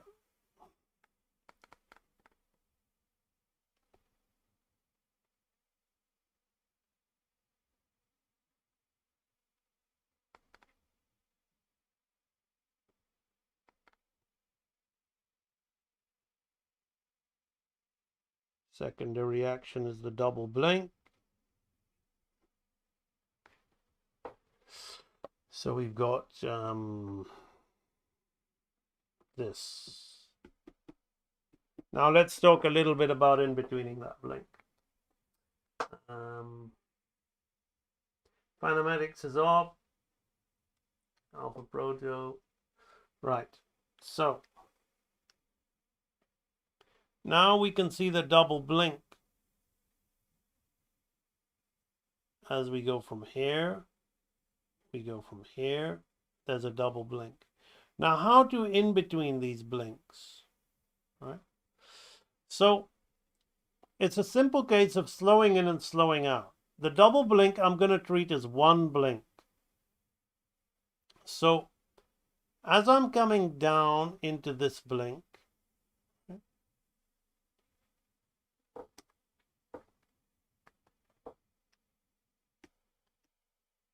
on the way down, I am going to throw in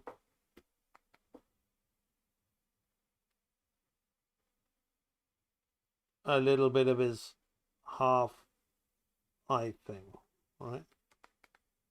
I'm just going to do the nose and the eyes. That's it. I'm not going to do anything else. So that's one. Now I'm not going to in between on the way up, right?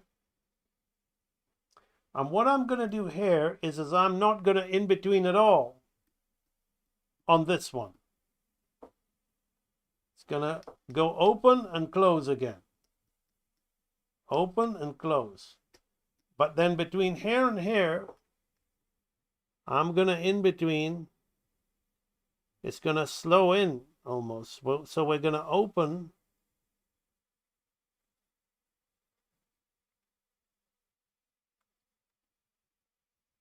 Right? And I may even do another one. Just a very slight settle on those eyes. Because there's a lot of movement happening on the eyes. Now I've done it rough, but let's look at the principle of it. First we'll look at the action, then we'll look at the principle.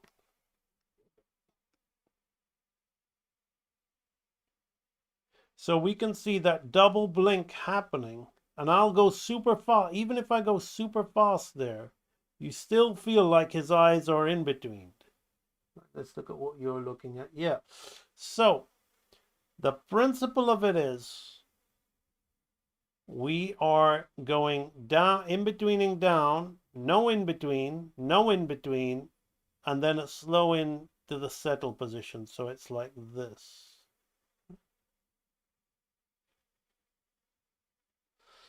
So when we watch the whole thing, he's going to come to a moment of realization. It's difficult when you're looking at it super rough, but by the time we get to the next stream, you're gonna see it nicely all drawn in. Maybe those of you who are more used to working in rough animation understand and can make it out, but that's looking great to me. I know that that's going to be like extremely a good example of this. And now this is a good point to talk about real animator training.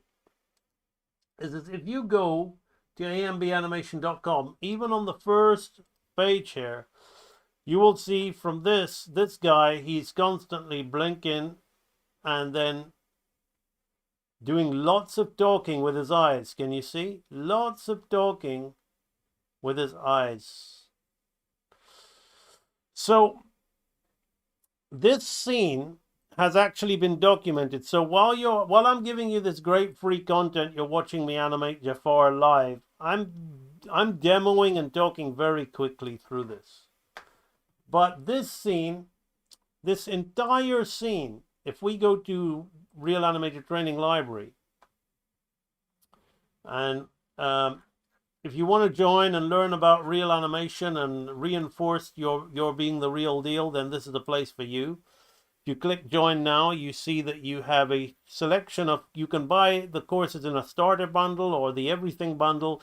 Here are the training archives where we talk about the 6 laws of life in basics, the six laws of movement in basics, the 6 laws of life in intermediate, skeletal bone anatomy, advanced animation, drawing on model, combining law and life, professional animation lectures. Those are the training lectures. Those are the hardcore structured training lectures. But I want to divert your attention to another series of edutainment demo lectures, kind of like what this is, but a little bit more structured, is the complete animating a scene from start to finish, the complete process.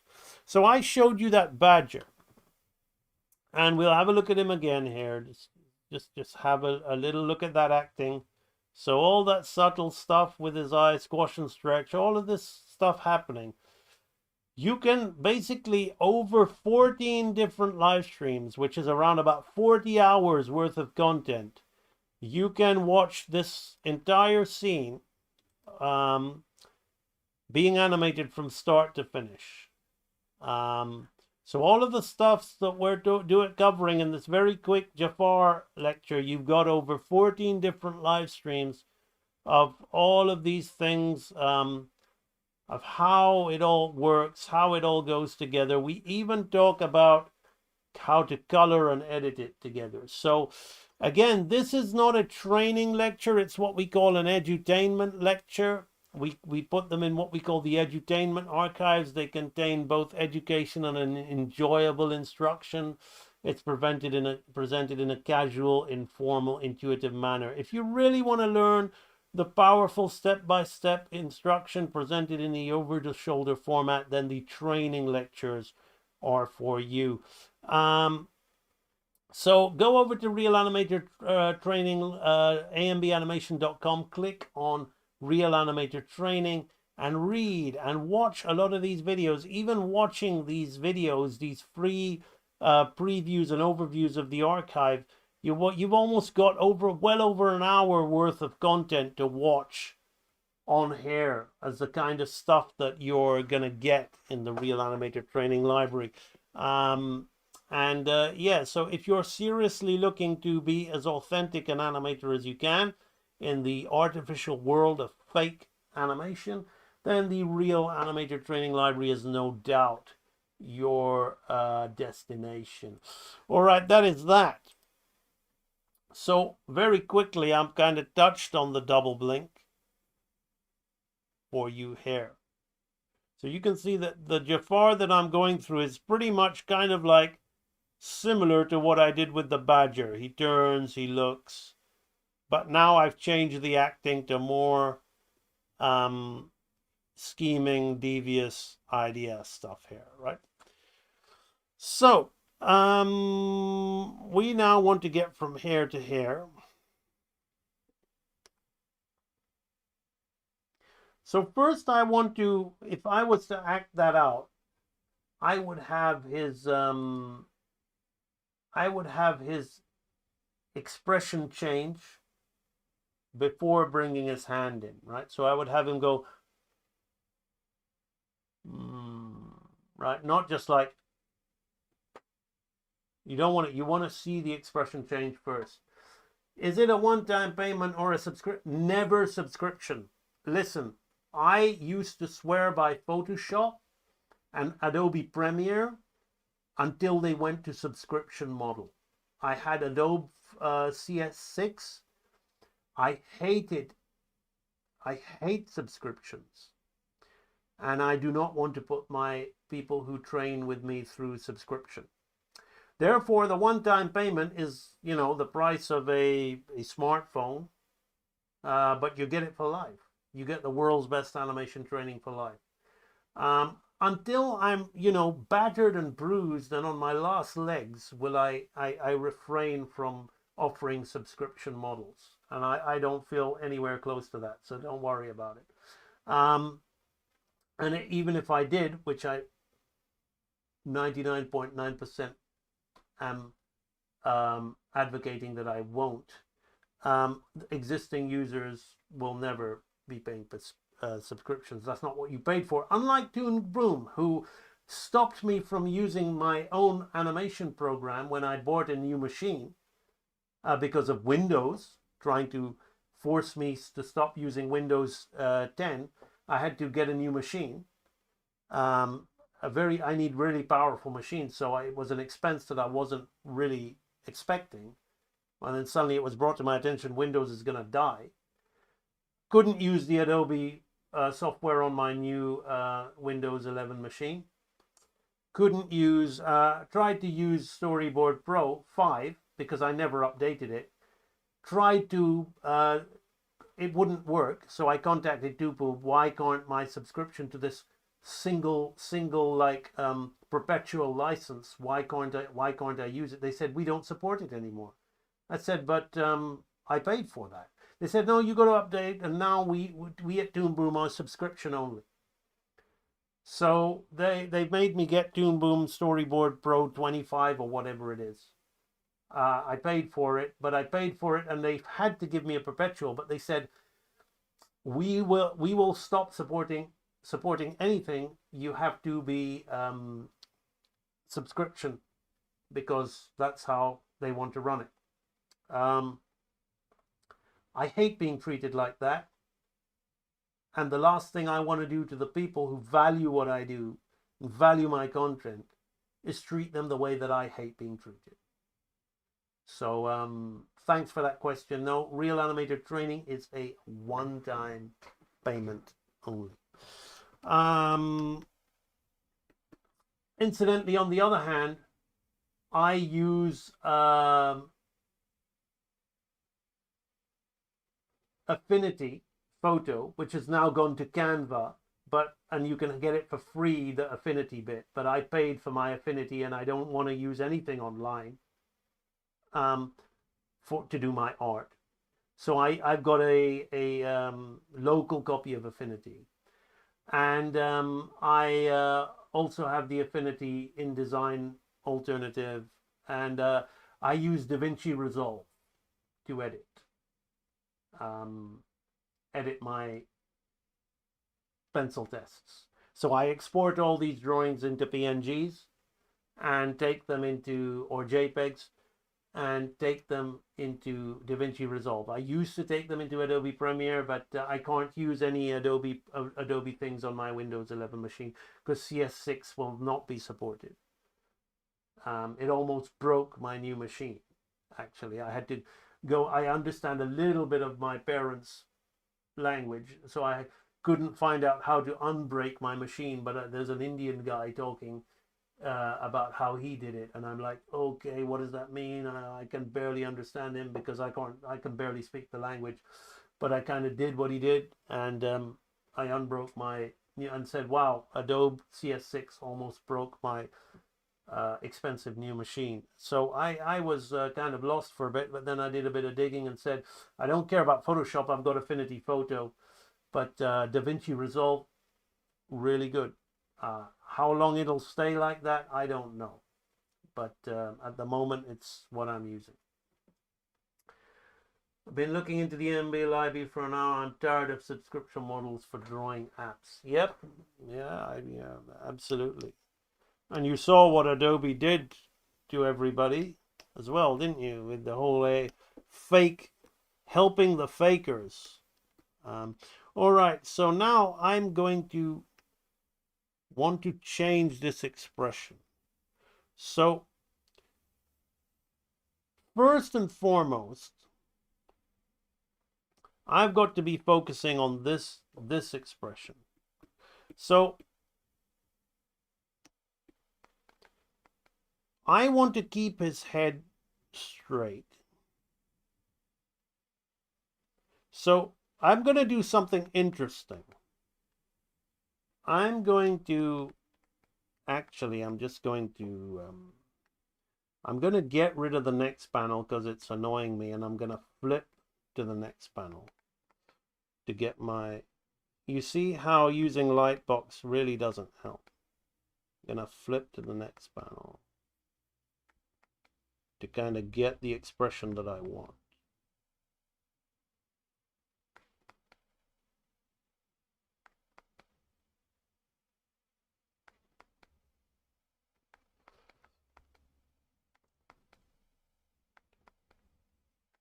So I want this expression.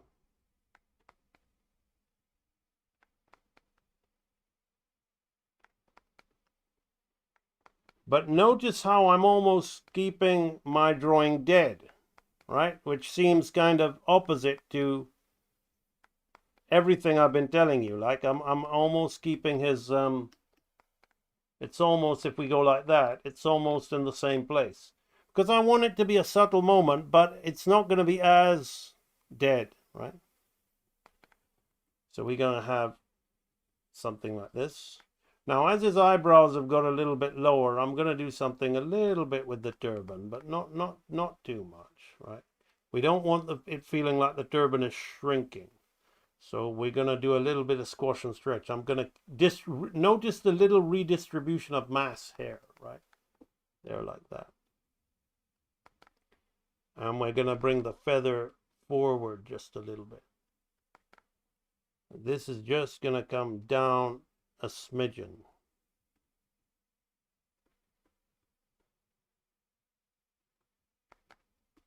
Right. So I'm not really doing much with the position of the character. It almost feels like it's a trace back. Everything's a trace back. In fact, let's make it a trace back.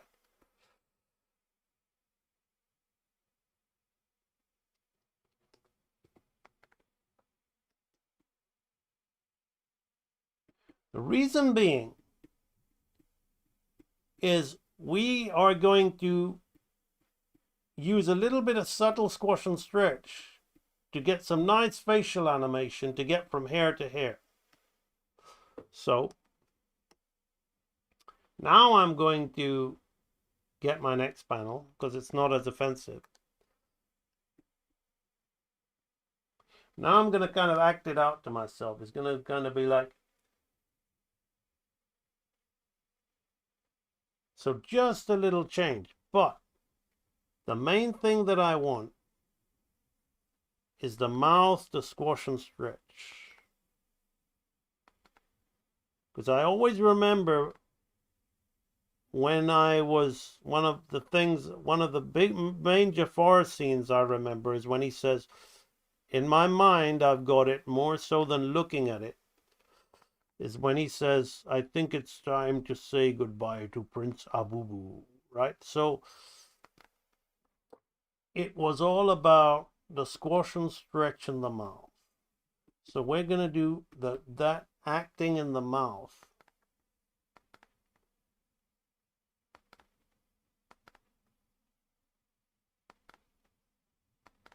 And obviously he's going to blink again.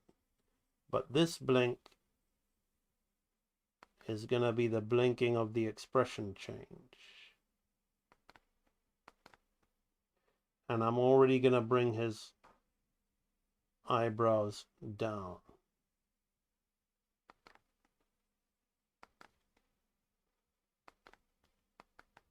So then this is going to come up. We're not going to do too much with that beard.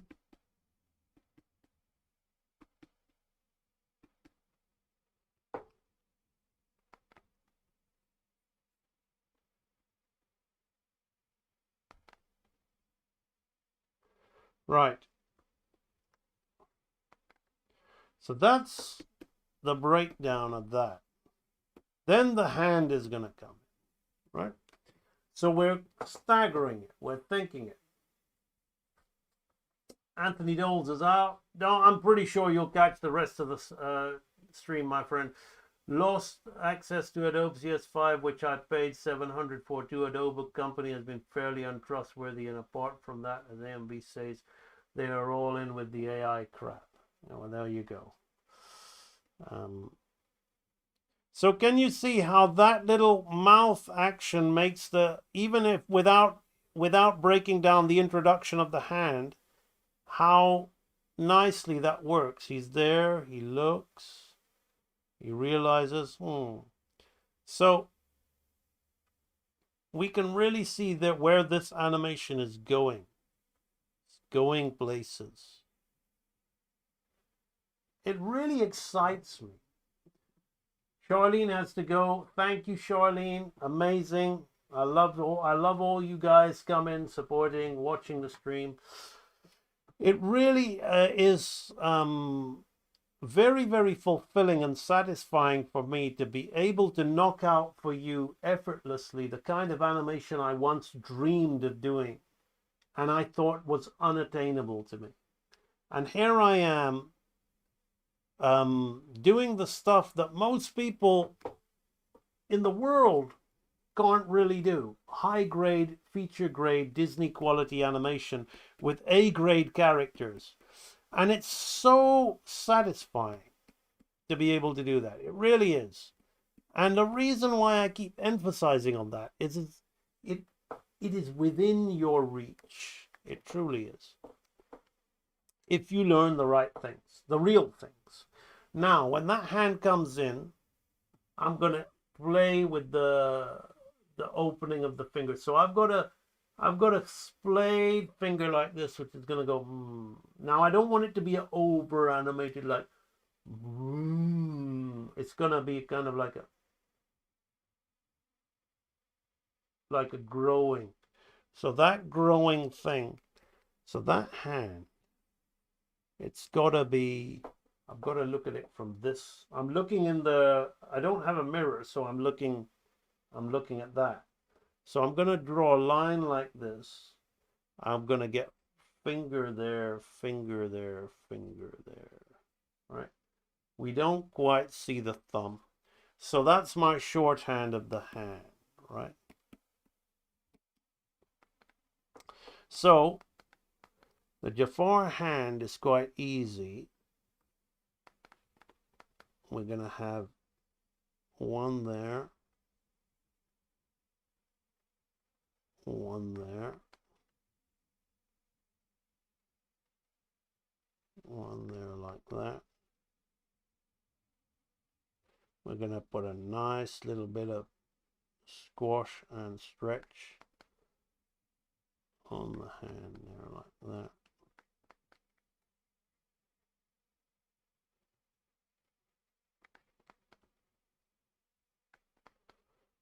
And a little bit of the thumb there like that.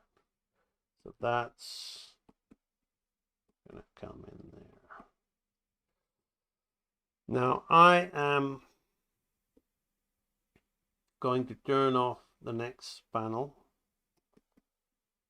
And this is one of those rare occasions where I will not change this drawing. We will hold that.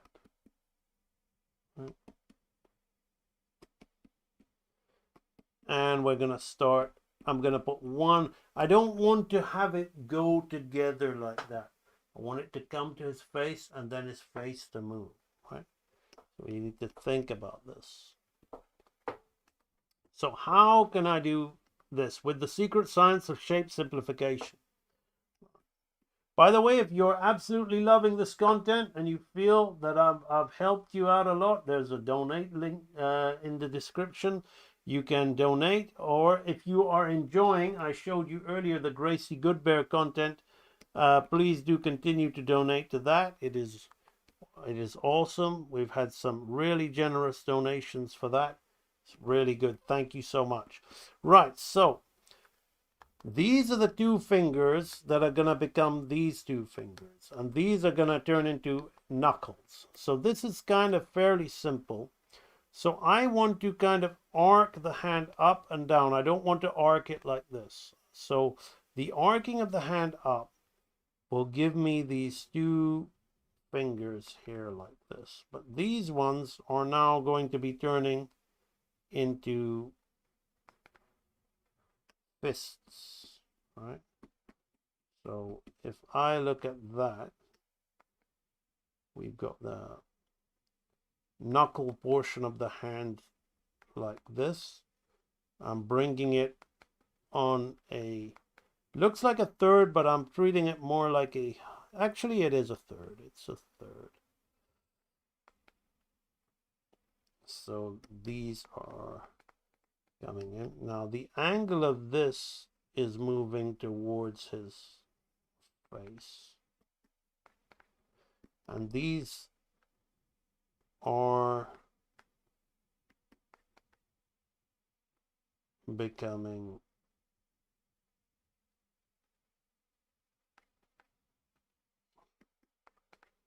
twist.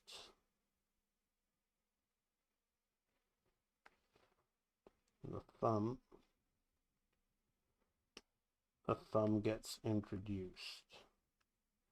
So the thumb arcs over like that.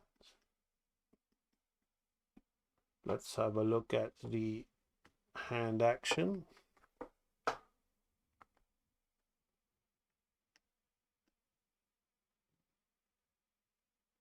Yeah, from a key perspective, we're getting something out of that. So this is how we're breaking down the hand and simplifying it. These two are the main things. Everything else we just slow into position. Right?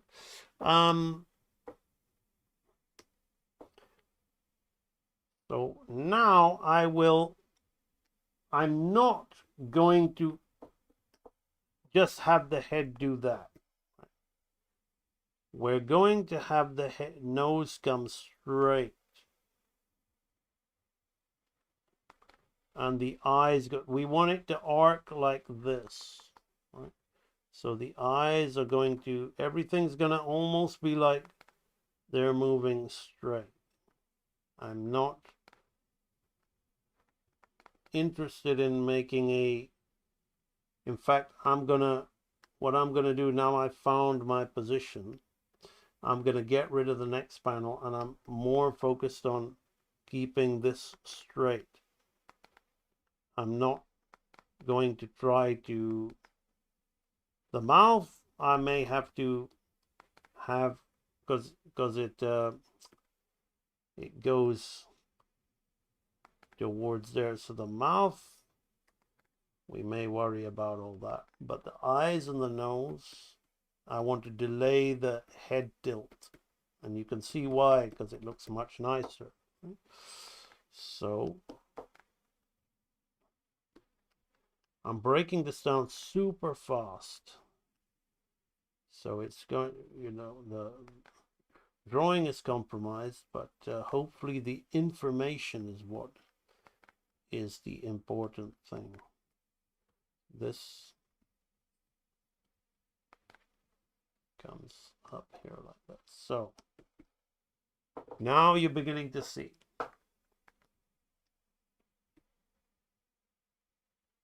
how that works.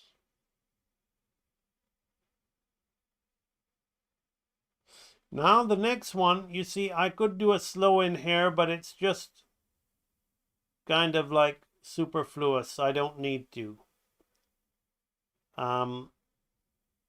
It needs a halfway and then a slow in. So we're gonna, ideally between hair and hair will be about 10 to 12 frames, right? So we want to really, really hold on that. Then we're gonna come down to this. So we need to think more about the next breakdown, which is going to be from hair to hair. Oopsie. Let's go back.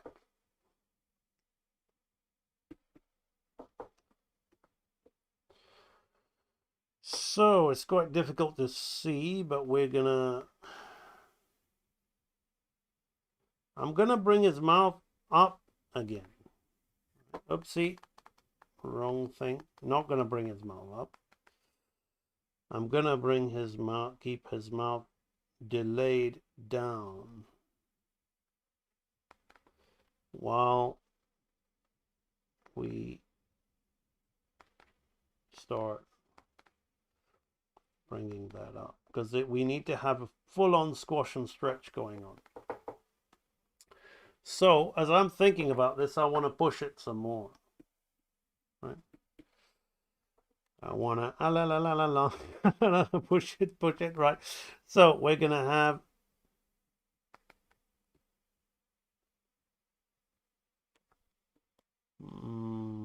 so we got this kind of shape. So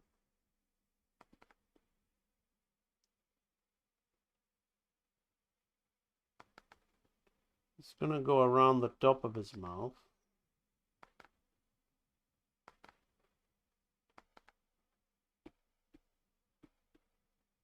So these are going to close up here. So that's essentially going to be the hand shape.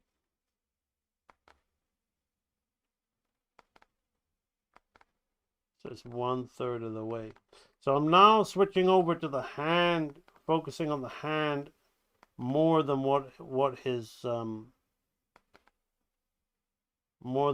mouth is doing, because it's the hand that'll dictate the squash and stretch in the mouth.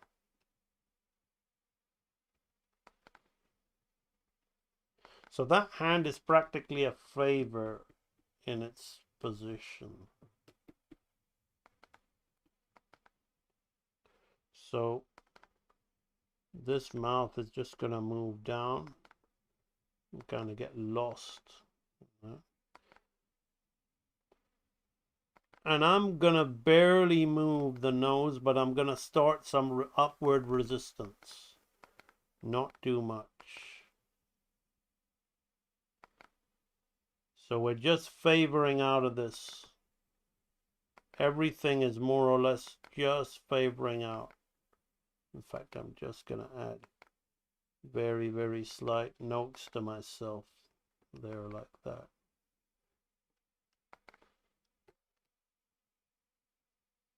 This is going to come down. I'm not focusing on the body because the body's no challenge. It's the face. It's everything that I need to focus on is the face and the mouth. Okay, the hand comes there like that. You can see my brain really working here.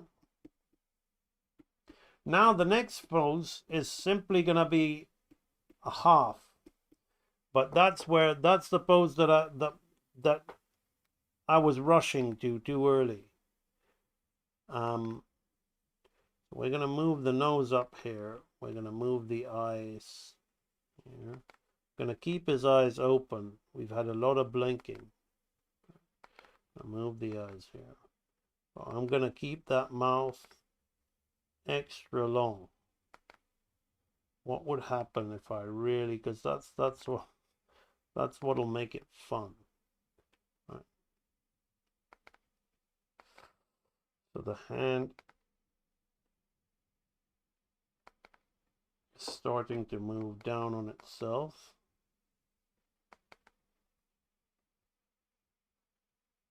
We're opening up those fingers again.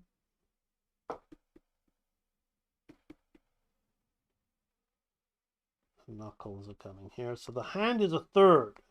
The hand's on a third. I can't do the hand on a half because I'm playing around with this. Obviously, these drawing, the model, everything, the squash and stretch drawing has to be nicely done and worked out, which is I will do off stream, but you're looking at the real guts of it all. Right? The timing is what's really going to make it. Now that pull is going to bring his mouth up like that. So what I'm going to have between here and here is one frame, because this hand has to be on a third between there and there. So this will now be a simple third as we in between into this. So this is, you see, I'm using straight ahead animation to work this out and to make it fun. So as I'm slowing into this, this is going to be another half. But now we're going to have a big bounce effect happening there on him like that, as the beard is going to continue to be pulled through.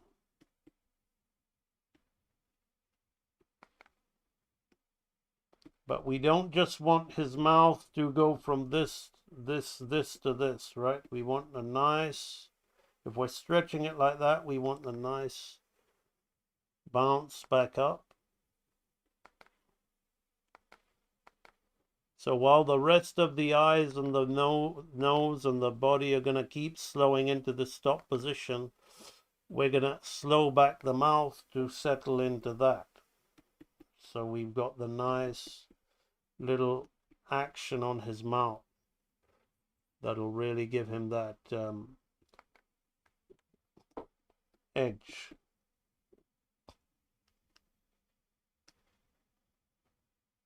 Oopsie, what's going on here? Okay, there we go. So,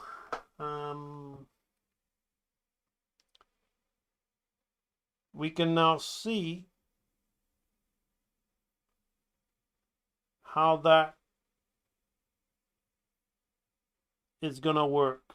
Of course, it needs the timing to make it at the moment, but this is the mechanics. Right? Here we talked a little bit about timing so we can feel the timing in this.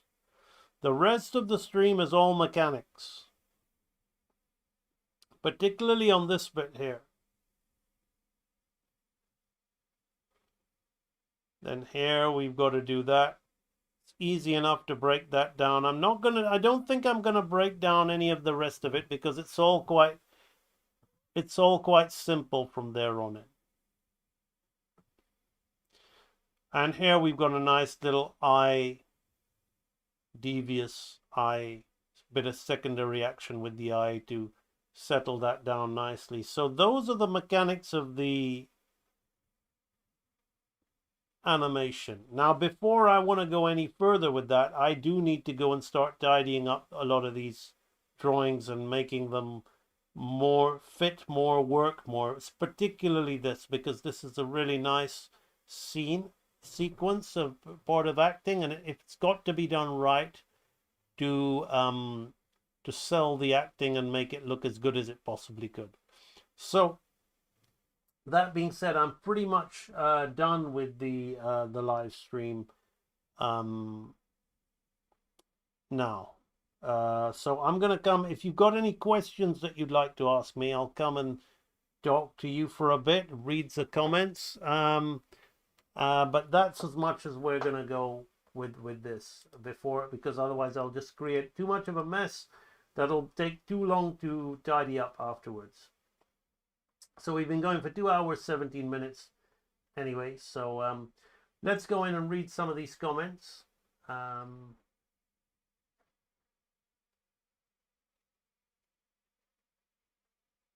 That's the mirror stuff.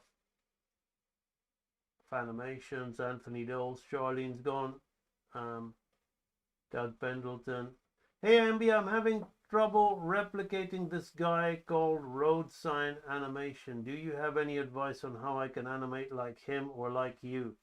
I don't know roadside animations work, but animating like me is I just watch my streams and, you know, sorry to say, well, not sorry to say, but like you asked, so the Real Animator Training Library. I mean, I don't know roadside.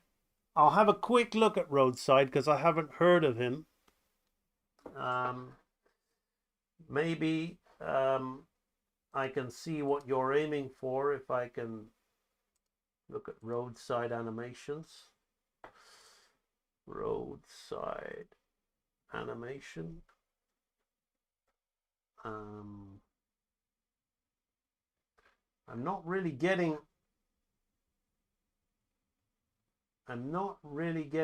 anything. I'm getting kind of like videos of name one of his animations, because I'm getting kind of like pictures of a roadside and how is it Roadside Romeo? I don't know, like you'll have to name what he does because I'm not getting let's try it in Google search. Did I type it right? Roadside.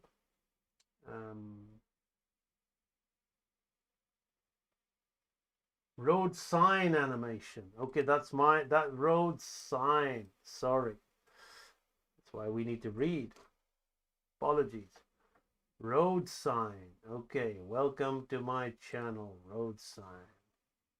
Looks like they like to do anime. Let's look at their finished stuff. turn the noise down. I'm not going to put it on the screen because I don't want to get in trouble for looking at other people's work.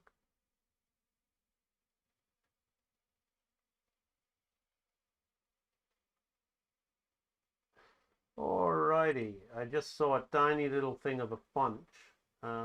Let's have a look at their line test. That'll really help.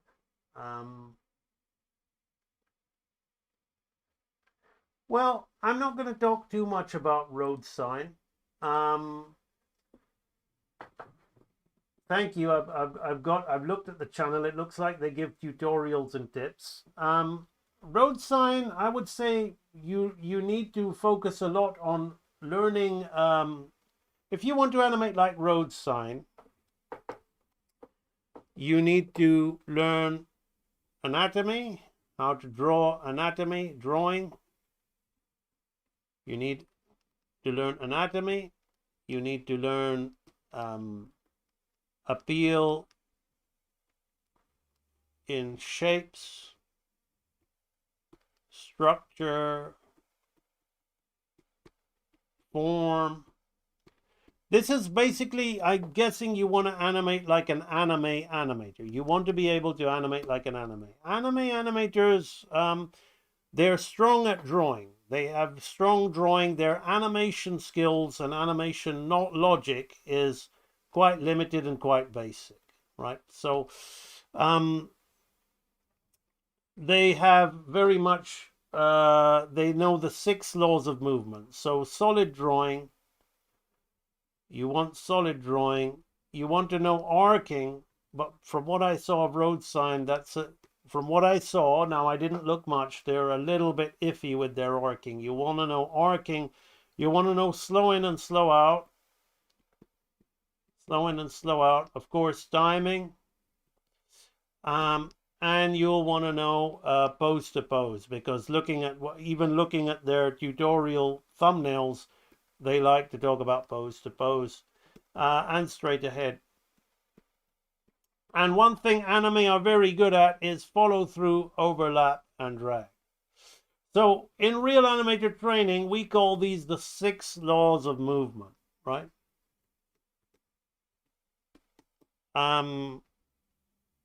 So if you want to be able to animate like an anime animator, I don't want to keep using the road sign person. I don't want to make it a me versus them, but I'll just talk about anime animators in general. You need to be fairly okay at these things. You need to be fairly, goodish to okay at these things. If you want to animate like me, then you got to be absolutely, top notch at these things. And you're going to need to know about the 6 laws of life as well, which a lot of anime is pretty poor at and misses, right? And this is why I'm here, by the way. Some people might find what I'm saying offensive because you are anime fans and you want to defend where you are. But listen, in the world of AI, where everything's fake, I'm just keeping it real. I'm telling you what real animators, what hardcore real animators know in order to be able to produce flowing, beautiful work of any grade. It's very easy to move something in a stilted, limited anime way, as opposed to what you're seeing me doing here, which is really throwing in subtle personality into the character's movements. You can see over here, I've got subtle acting. Even this is kind of higher than anime, but it's almost anime level, right? We've even got a 3D camera move in there, but it's using a Disney character, right? Here's the more stilted turnaround. So if you want to be able to animate like me or a Disney master, then you're going to need to learn about the 6 laws of life, as well as the now where was I writing all that stuff? I was writing that stuff along one of here.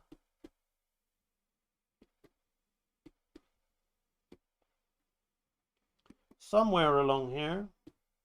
I'll find it. We did a lot of drawing today, didn't we? Here we go. So you need to learn about squash and stretch. Animes just like to use smear frames, and squash and stretch is again extremely stiff and limited, and you know they'll have a big tear appear and make go from big to small, and a mouth growing at the bottom of the chin like this. So you need to learn more about squash and stretch. You need to learn more about anticipation. You need to learn more about primary and secondary action, which is what we were talking about here. You need to learn more about exaggeration, appeal, and staging. So this seems like a lot, which is why the fakers who want to do fake animation are rushing to AI or going to do software, like why they always wanted to do software. So the animator,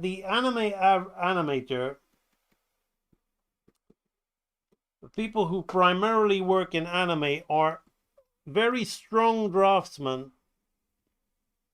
Not all of them, but I'll give them that. Just like the Disney people, some of them are strong draftsmen, some of them are just good draftsmen. But we'll put the strong draftsmen to the anime, but their animation skills are, from what I've seen, average at best. You can put a Miyazaki movie before me or any of that. The display of all of these 12 laws is average to good. Like sometimes good, rarely very good, most of the time average. What people like about anime is they are masters of this last law that we call staging. And staging can arguably be called filmmaking, right? In many ways. So when people like fights, they like the choreography, they like the art direction, they like the flow of the edit that they're watching.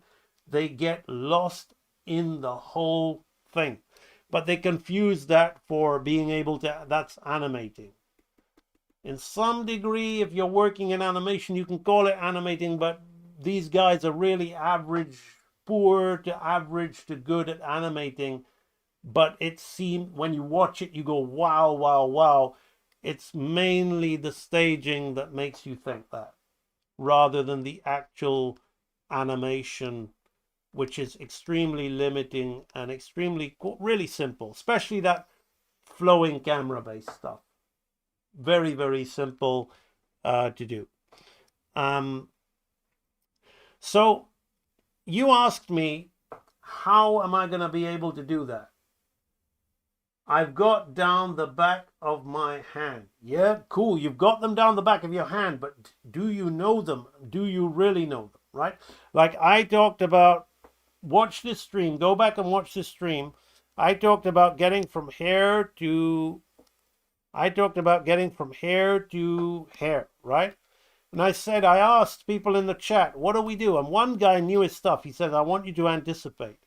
And I'm not going to do it again, but watch it at the beginning of the stream. I told him about why anticipation is very important, but we need to think about secondary action. And do we really know how to make secondary action? And the secondary action, excuse me, we use then squash and stretch, follow through, overlap and drag, anticipation, all under the exaggeration and appeal, all under the secondary action law, with the secondary action being the dominant. But of course, all underneath, all of those 6 laws of arcing, movement, timing, slowing in and slowing out, they're all happening.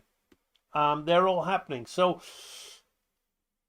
learning the names of the 12 principles and vaguely understanding them is one thing. That's pretty much what a lot of, in my opinion, a lot of animators are, basically. I've got an anime animator here, so I'm going to read. I work in anime animation, and I confirm what AMB is saying. You have to be good anyway, unless you want to be on a blacklist. Yeah, so good at what you're doing, absolutely, and particularly good at draftsmanship, because you've got to come in and hit the ground running and kind of know all this stuff. But you never really push. They never, not you, your hair. Thank you for coming on my stream, and obviously you're interested in pushing yourself. But the anime stuff only goes so far. They never really push it. And the things they do push are the amazing flashy designs, visual effects, effects animation side of things, the dressing up to make it look as cinematic and amazing as they can. But if we're talking purely from a character animation perspective, I will say there are rarities. The Grave of the Fireflies has got some of the best acting I've seen in any animation, regardless of anime, Disney, whatever. You know, the acting of that little girl is top notch, and it's done in a purely Japanese way. It's not done in the way like the not Finding Nemo, Little Nemo's Adventures or whatever, which had they consulted the 9 Old Men to make that. Beautiful looking film, very well animated, but just missing in certain aspects to stand next to even a movie like Aladdin in terms of the acting. But on the whole, visually, for me, arguably it can be better than Aladdin in places, because as a piece of filmmaking on the whole, very, very nicely designed, and it's a matter of taste in whether you like the simple kind of graphic cartoon shapes of Aladdin based on Persian art or Arabian art, or you're looking for something more like draftsman's heavy comic book style. Then Little Nemo is your thing. So again, very much down to the draftsmanship. So whether you want to animate like me or Road Sign or any anime animator or any, we'll call Road Sign and myself, the both of us share one thing in common. We are the real deal, right? We are real animators, and we enjoy the process. And since you are asking that question, well done, because you're looking to want to be a real person. You're looking to want to actually use your human body as a form of fulfillment with your brain to create, and you want to be able to do it well. So you are not a fake animator, not a fake person. So in order to be the real deal, which is, if you want to throw names, myself, Road Sign, whatever, right? You have to be able to not only know these 12 principles, but be able to execute the 12 principles like you are driving an automobile. So if you're driving an automobile, and say some of you can drive an automobile, but some of you can't parallel park in a tight spot, right? That's the difference between a great Disney animator and a great anime animator. The great Disney animator will just have the little bit of an edge in terms of animation. But perhaps in draftsmanship, now perhaps, because great Disney animators are amazing draftsmen, but there's a lot of average anime animators who can outdraw a lot of, B-grade Disney animators, and even some of the ones who were the supervisors. I have to say, working with them, I was quite shocked at their drawing skill. Wasn't what I thought it should be, but their animation is great, and they're moving designery things. So with the anime, you will want to focus on those 12 principles, but you'll be really wanting to be good at drawing. And I would say you'd want to also be good at drawing in terms of composition and perspective. You'd really want to be good at actually comic book quality drawing, and you want to bring animation sensibilities to those to be able to do animation well. To be able to do Disney animation well, you want to really be an exceptionally good draftsman. You want to know anatomy, but you need to be able to understand how to cartoon. Anime people, they've got their own look, but their cartooning is kind of weak. Like they will just open the mouth at the bottom and have sudden eyes and a tear appear. Like this is their cartooning is cute. It's got appeal, but it ain't. You know, Jafar, it certainly ain't. You know, it is not. It is not anywhere near something like the genie, the Seven Dwarfs, or Mickey Mouse. You can visually hate that stuff, but if you're honest with yourself in terms of movement, squash and stretch, all those things, it's light years ahead of. So the difference being you're going to really need to know how to cartoon. You're going to really need to know how to cartoon and balance shapes. So you need to be able to bring anatomical sensibilities to cartoon, which is what's lost in the West, which is why all this Steven Universe shit, Cartoon Network crap, it's just garbage, easily executed by fake AI. Whereas AI wants to create its own Pluto animation, it's going to have to really look at other Pluto animation and steal it and copy it. It can't be getting a live action dog and putting a Pluto filter on it, right? It's going to really have to understand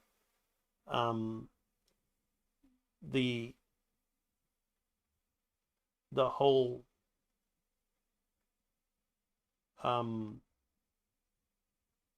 process of being able to understand shapes and be able to do them well. So you need to be able to draw well and animate well. Easy words, but that's a question like that is to answer it in a quick live stream. It's just simple. It's a simple answer, but it's not a simple process. It's going to take you a lot of dedication, a lot of practice, a lot of discipline, a lot of focus, a lot of your energy, time, and passion has to go into that, and that's what makes it real. That's why people want to be fake. That's why people want to use AI, because they do not want to spend that amount of time. They do not want to spend that amount of energy. They want it at the push of a button. And they got it at the push of a button. So good luck to them. But you're a different animal. So hopefully I was able to shed some light on it. I'm sorry if the answer was so obvious. Like, learn these things and work hard at them. But that's all there is to it. Like, you're given the roadmap. You're given the best way. I often say real animator training is the best way. You've got the best vehicle. You've got the roadmap to the treasure. You've got everything. But the one thing I can't give you is the fuel, and that's the fuel being your attitude. Your attitude. Right. But thank you, Zyber. That was an awesome question. That's solid drawing. One of the qualities I'd like to inherit from either you or either of you would be your sense of volume and depth at managing to keep it consistent. Solid drawing, and again, the way you keep it consistent is by understanding arcing more so than anything else, and understanding perspective, how to create the illusion of perspective. I remember the Lost Boys animation you did. Yes, indeed. That was one of the little tests I did to prove to myself that I could do things on my own without needing a full studio.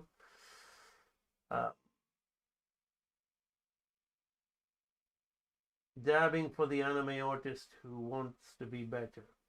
But anime artists, listen, awesome, but let me get this straight. I have a tremendous amount of respect for anime artists, good anime artists. If I met one of the key animators on Steam Boy, I would keep quiet and listen. Do I think that I can animate better than a lot of what's in Steam Boy? Yes, I do. But what he does, why is the light on me so Let me just.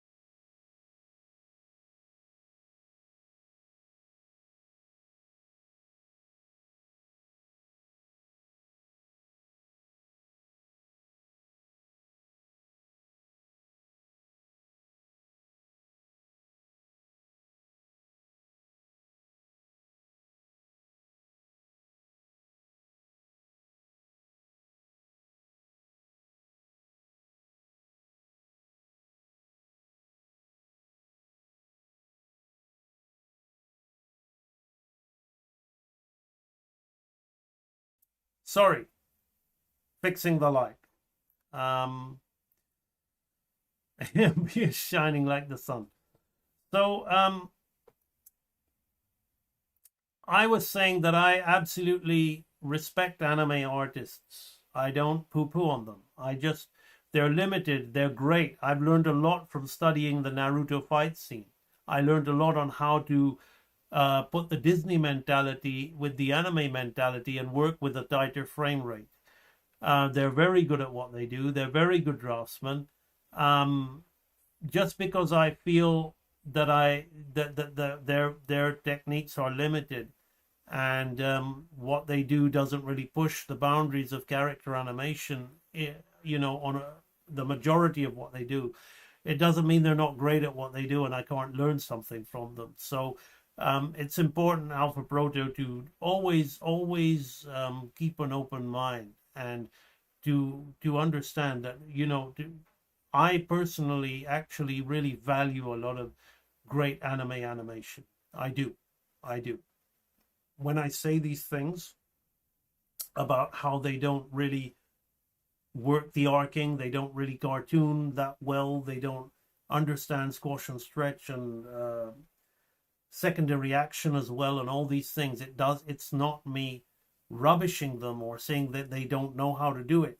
They just haven't had the chance or the opportunity, and perhaps the window in which they work in to produce their style doesn't really lend itself to that, and that would look out of place in it. Meaning that they're out of practice at that, which is what limits them in my eyes. But they are extremely good at what they do. And what I do or what Disney does can look a little bit out of place in their world. So it's important to understand that, and it's important to give respect and props. Remember, they're real deal, right? They ain't fakers. They're not push button animators, and they're certainly not even like the Symbol software dudes. I largely agree. Actually, watching AMB and doing the exercises in the library kind of demystified the level of anime animation, in particular TV. I thought I will always have a soft spot for Street Fighter. I love Street Fighter, the animated movie. Great fight choreography. Again, more so choreography than actual animation. Vampire Hunter D, Bloodlust, Ninja Scroll, Highlander, Search for Vengeance. Yes, again, what makes those things... I like the original Vampire Hunter D. I just like my old 70s, early 80s anime. And what makes those things, particularly like Ninja Scroll, I used to watch it a lot when I was a kid, is the draftsmanship, the staging. Ninja Scroll particularly is extremely limited. I did a breakdown study of that, but it works very well. The Highlander, again, it's the pacing, the staging, the choreography, the editing, the flow, the beautiful framing that makes it all such a wonder to watch. I'm just going to turn this light off because it's not helping. For some reason, it's my camera is being funny. So apologies. I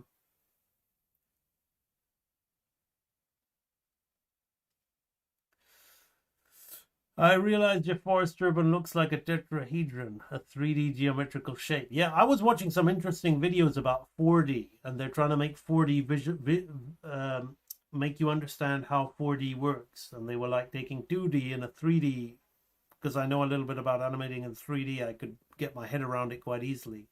There's some 4D games out there now. Interesting. Dragon Dreams, how are you? learn these things and work hard. Oh, we got a downpour of rain. There was supposed to be a huge rainstorm in New Zealand. Actually, that's where I'm currently at the moment. It really is that simple, but far from easy. Thank you. I'll experiment and look deeper into it. Wonder what happened. He's lighting the path. Absolutely. As an avid watcher of Steven Universe during my teen years, it was okay, but animation is pretty garbage. It didn't try to be what it wasn't, and it was far from. Absolutely, you're acknowledging it. It didn't try to be anything it wasn't. The soundtrack was what got me hooked. I don't know. I never watched it.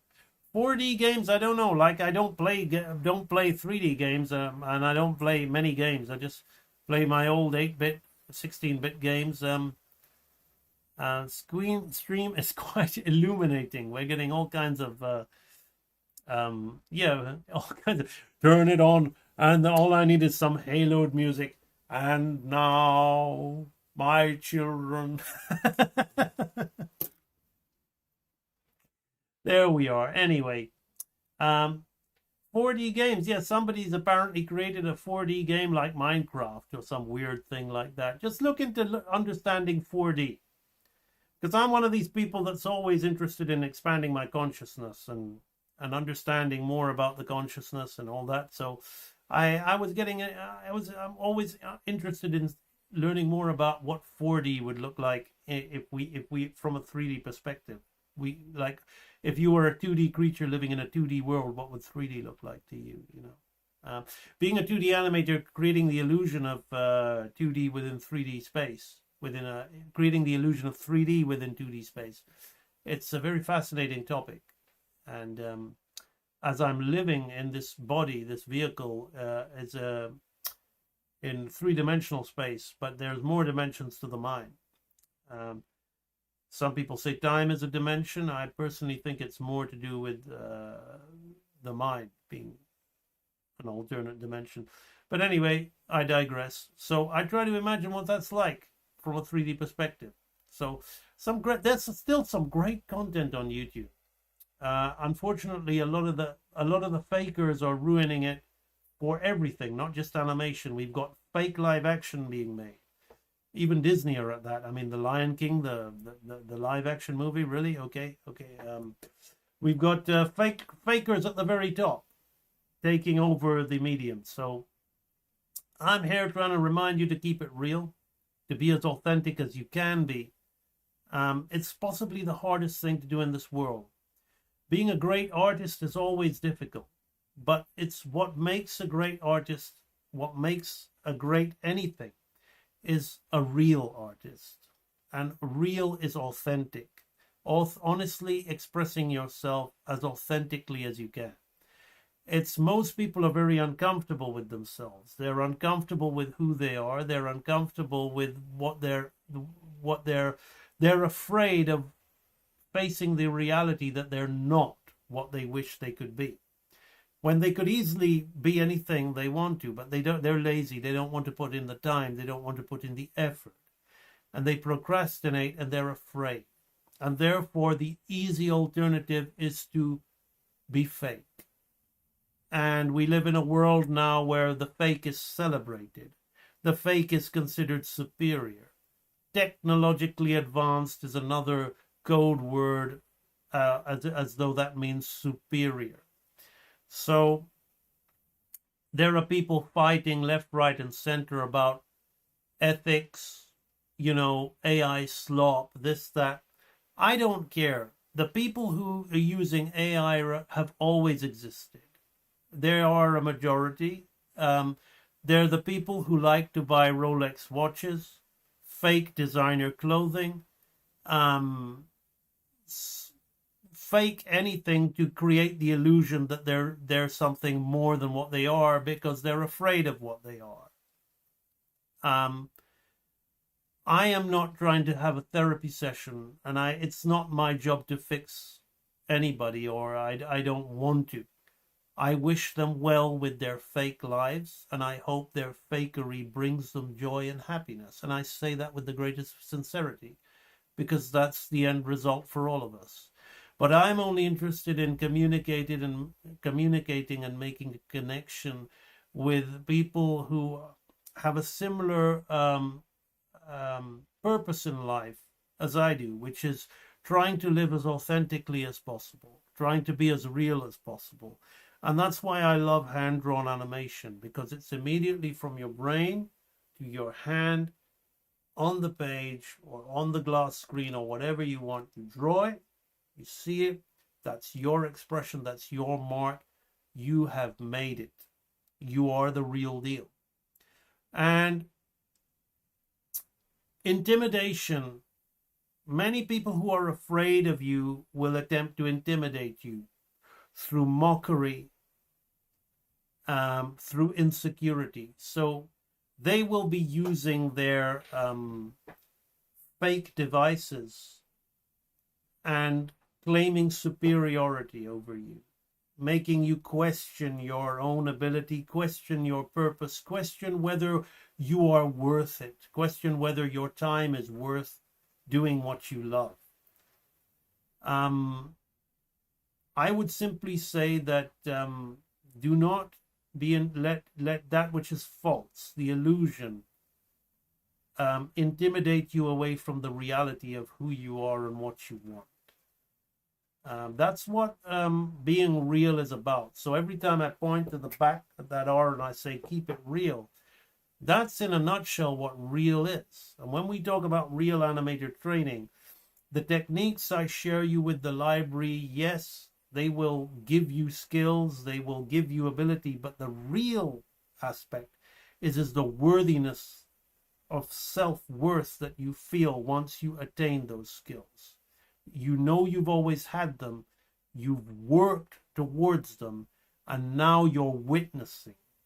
As I often say, you'll watch and wonder as the work unfolding before you will be at the creation of your own hand. You will realize the truth of your own worth, which was always there. And you have had the patience, the time, the discipline, the focus, and the energy to put yourself through a sustained effort through a certain duration of time that results in the very reality of witnessing your own greatness. Whereas others are too quick to run away from their own insecurities, inadequacies, and to hide in fake, artificial work under the pretense that they are worthy. Are they worthy? Of course they're worthy. We're all worthy. I just wish that they knew it. But it doesn't matter. If being fake gives them worth, that's it. They're standing on shallow ground. Something else will come which will take away their sense of worth. I can only wish the best for them.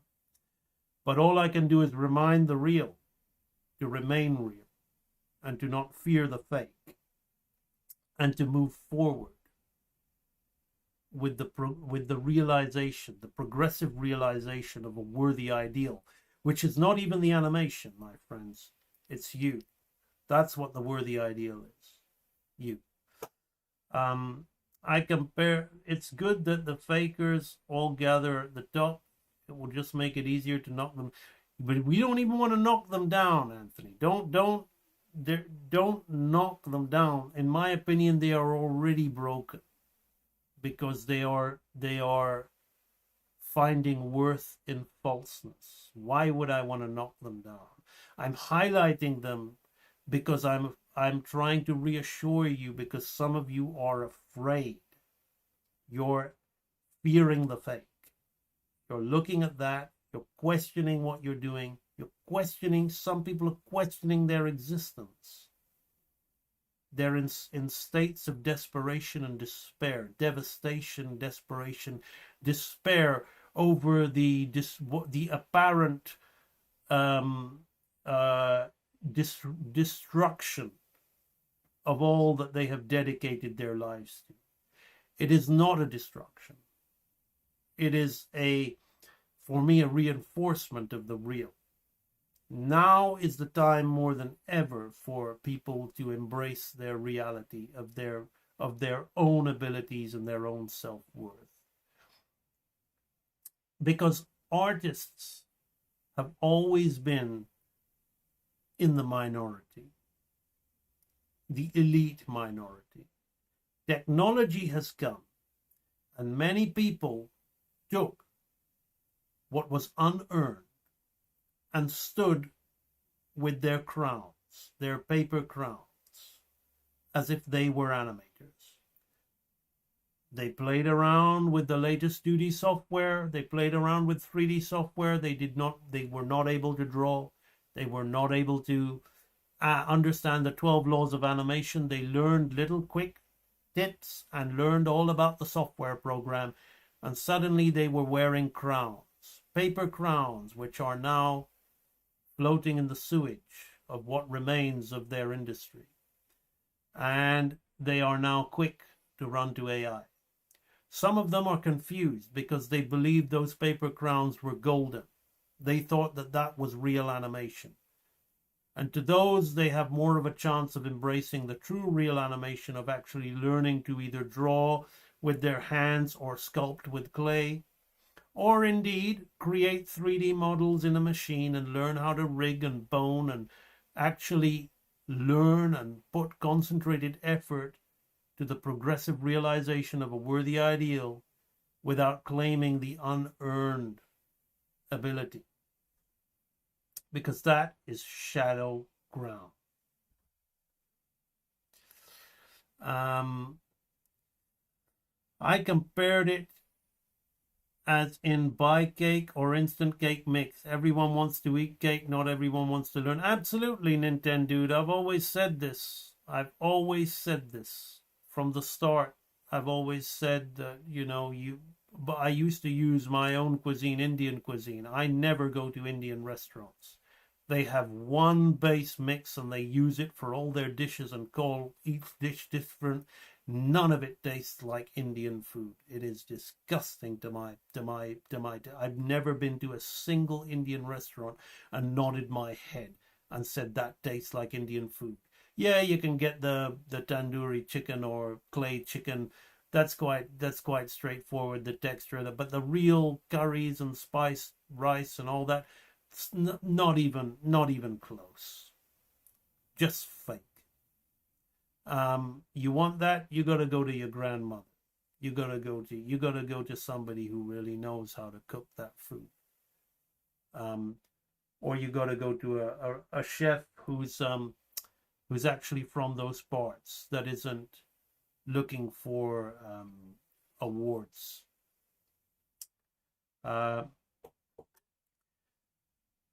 What does it mean if I pretend to be fake? Is it double fake? Is double fake allowed? Absolutely. Fake is fake. You can have layers of fake.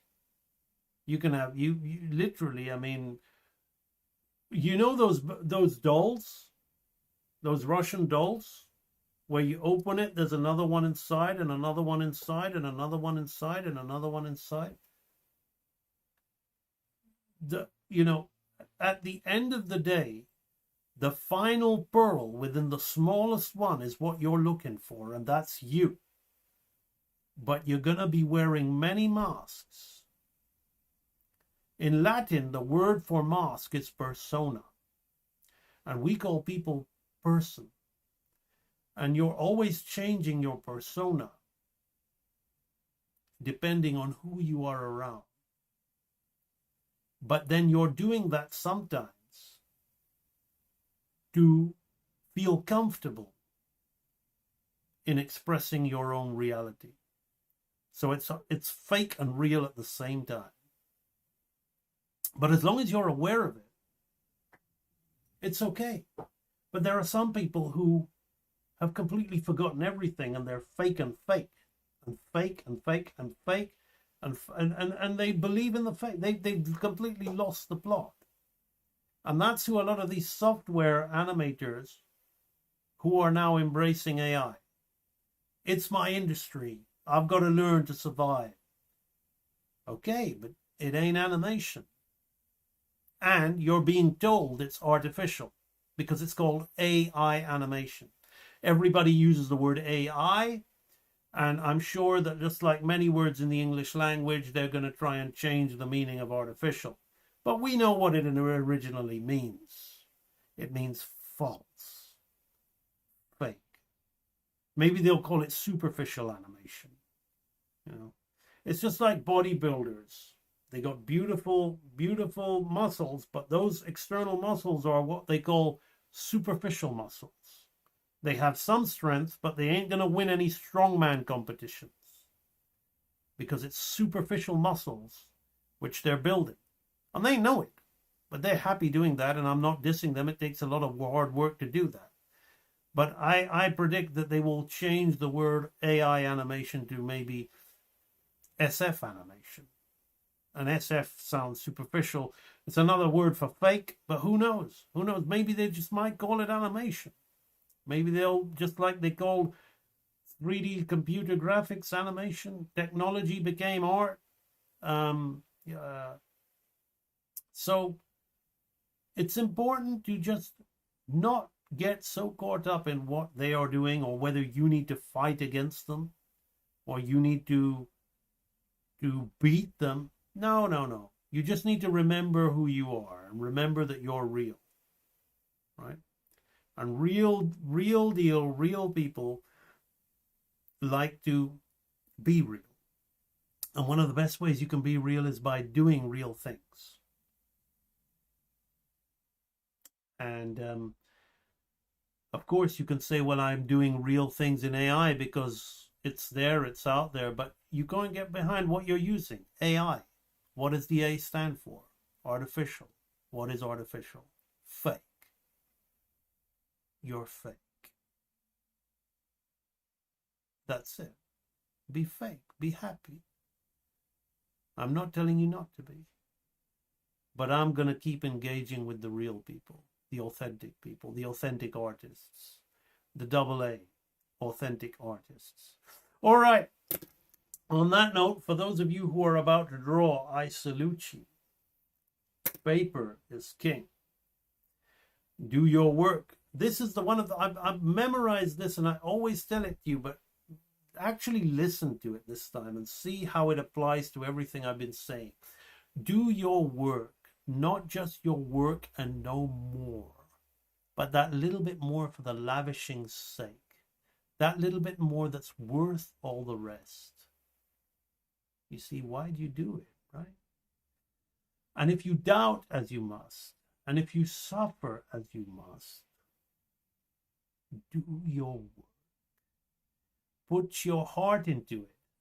You know, that thing, that very real thing that controls your, they say it controls your bloodstream, but from an emotional perspective, we always talk about, I want to follow my heart. It's my heart, man. You want to follow your heart being fake? Really? You want to follow your heart doing artificial things? Put your heart into it. And the skies will clear. Why? Because you love it. That's why. And then from your very doubt and suffering will be born the supreme joy of life. Excuse me. Thank you so much for joining me on this very real stream. And I've given myself a go. And I shall see you all on the next live stream. Amazing. I'm going to get through this Jafar thing as quickly as possible. I've got to get back to the Gracie Good Bear. If you guys are enjoying Gracie Good Bear, there's a link in the description. There's going to be, I'm going to be continuing that animation, and we have got the sketchbook work of Gracie continuously being done. If you just love what I do and you are grateful for the live streams and the content that I put out, you can also donate to me via that link as well. And there's, of course, Real Animator training for those of you who are wanting to take this further. Thank you, Anthony. I will read that awesome comment as I sign out. So I will say bye-bye. I'll see you on the next stream. Bye-bye.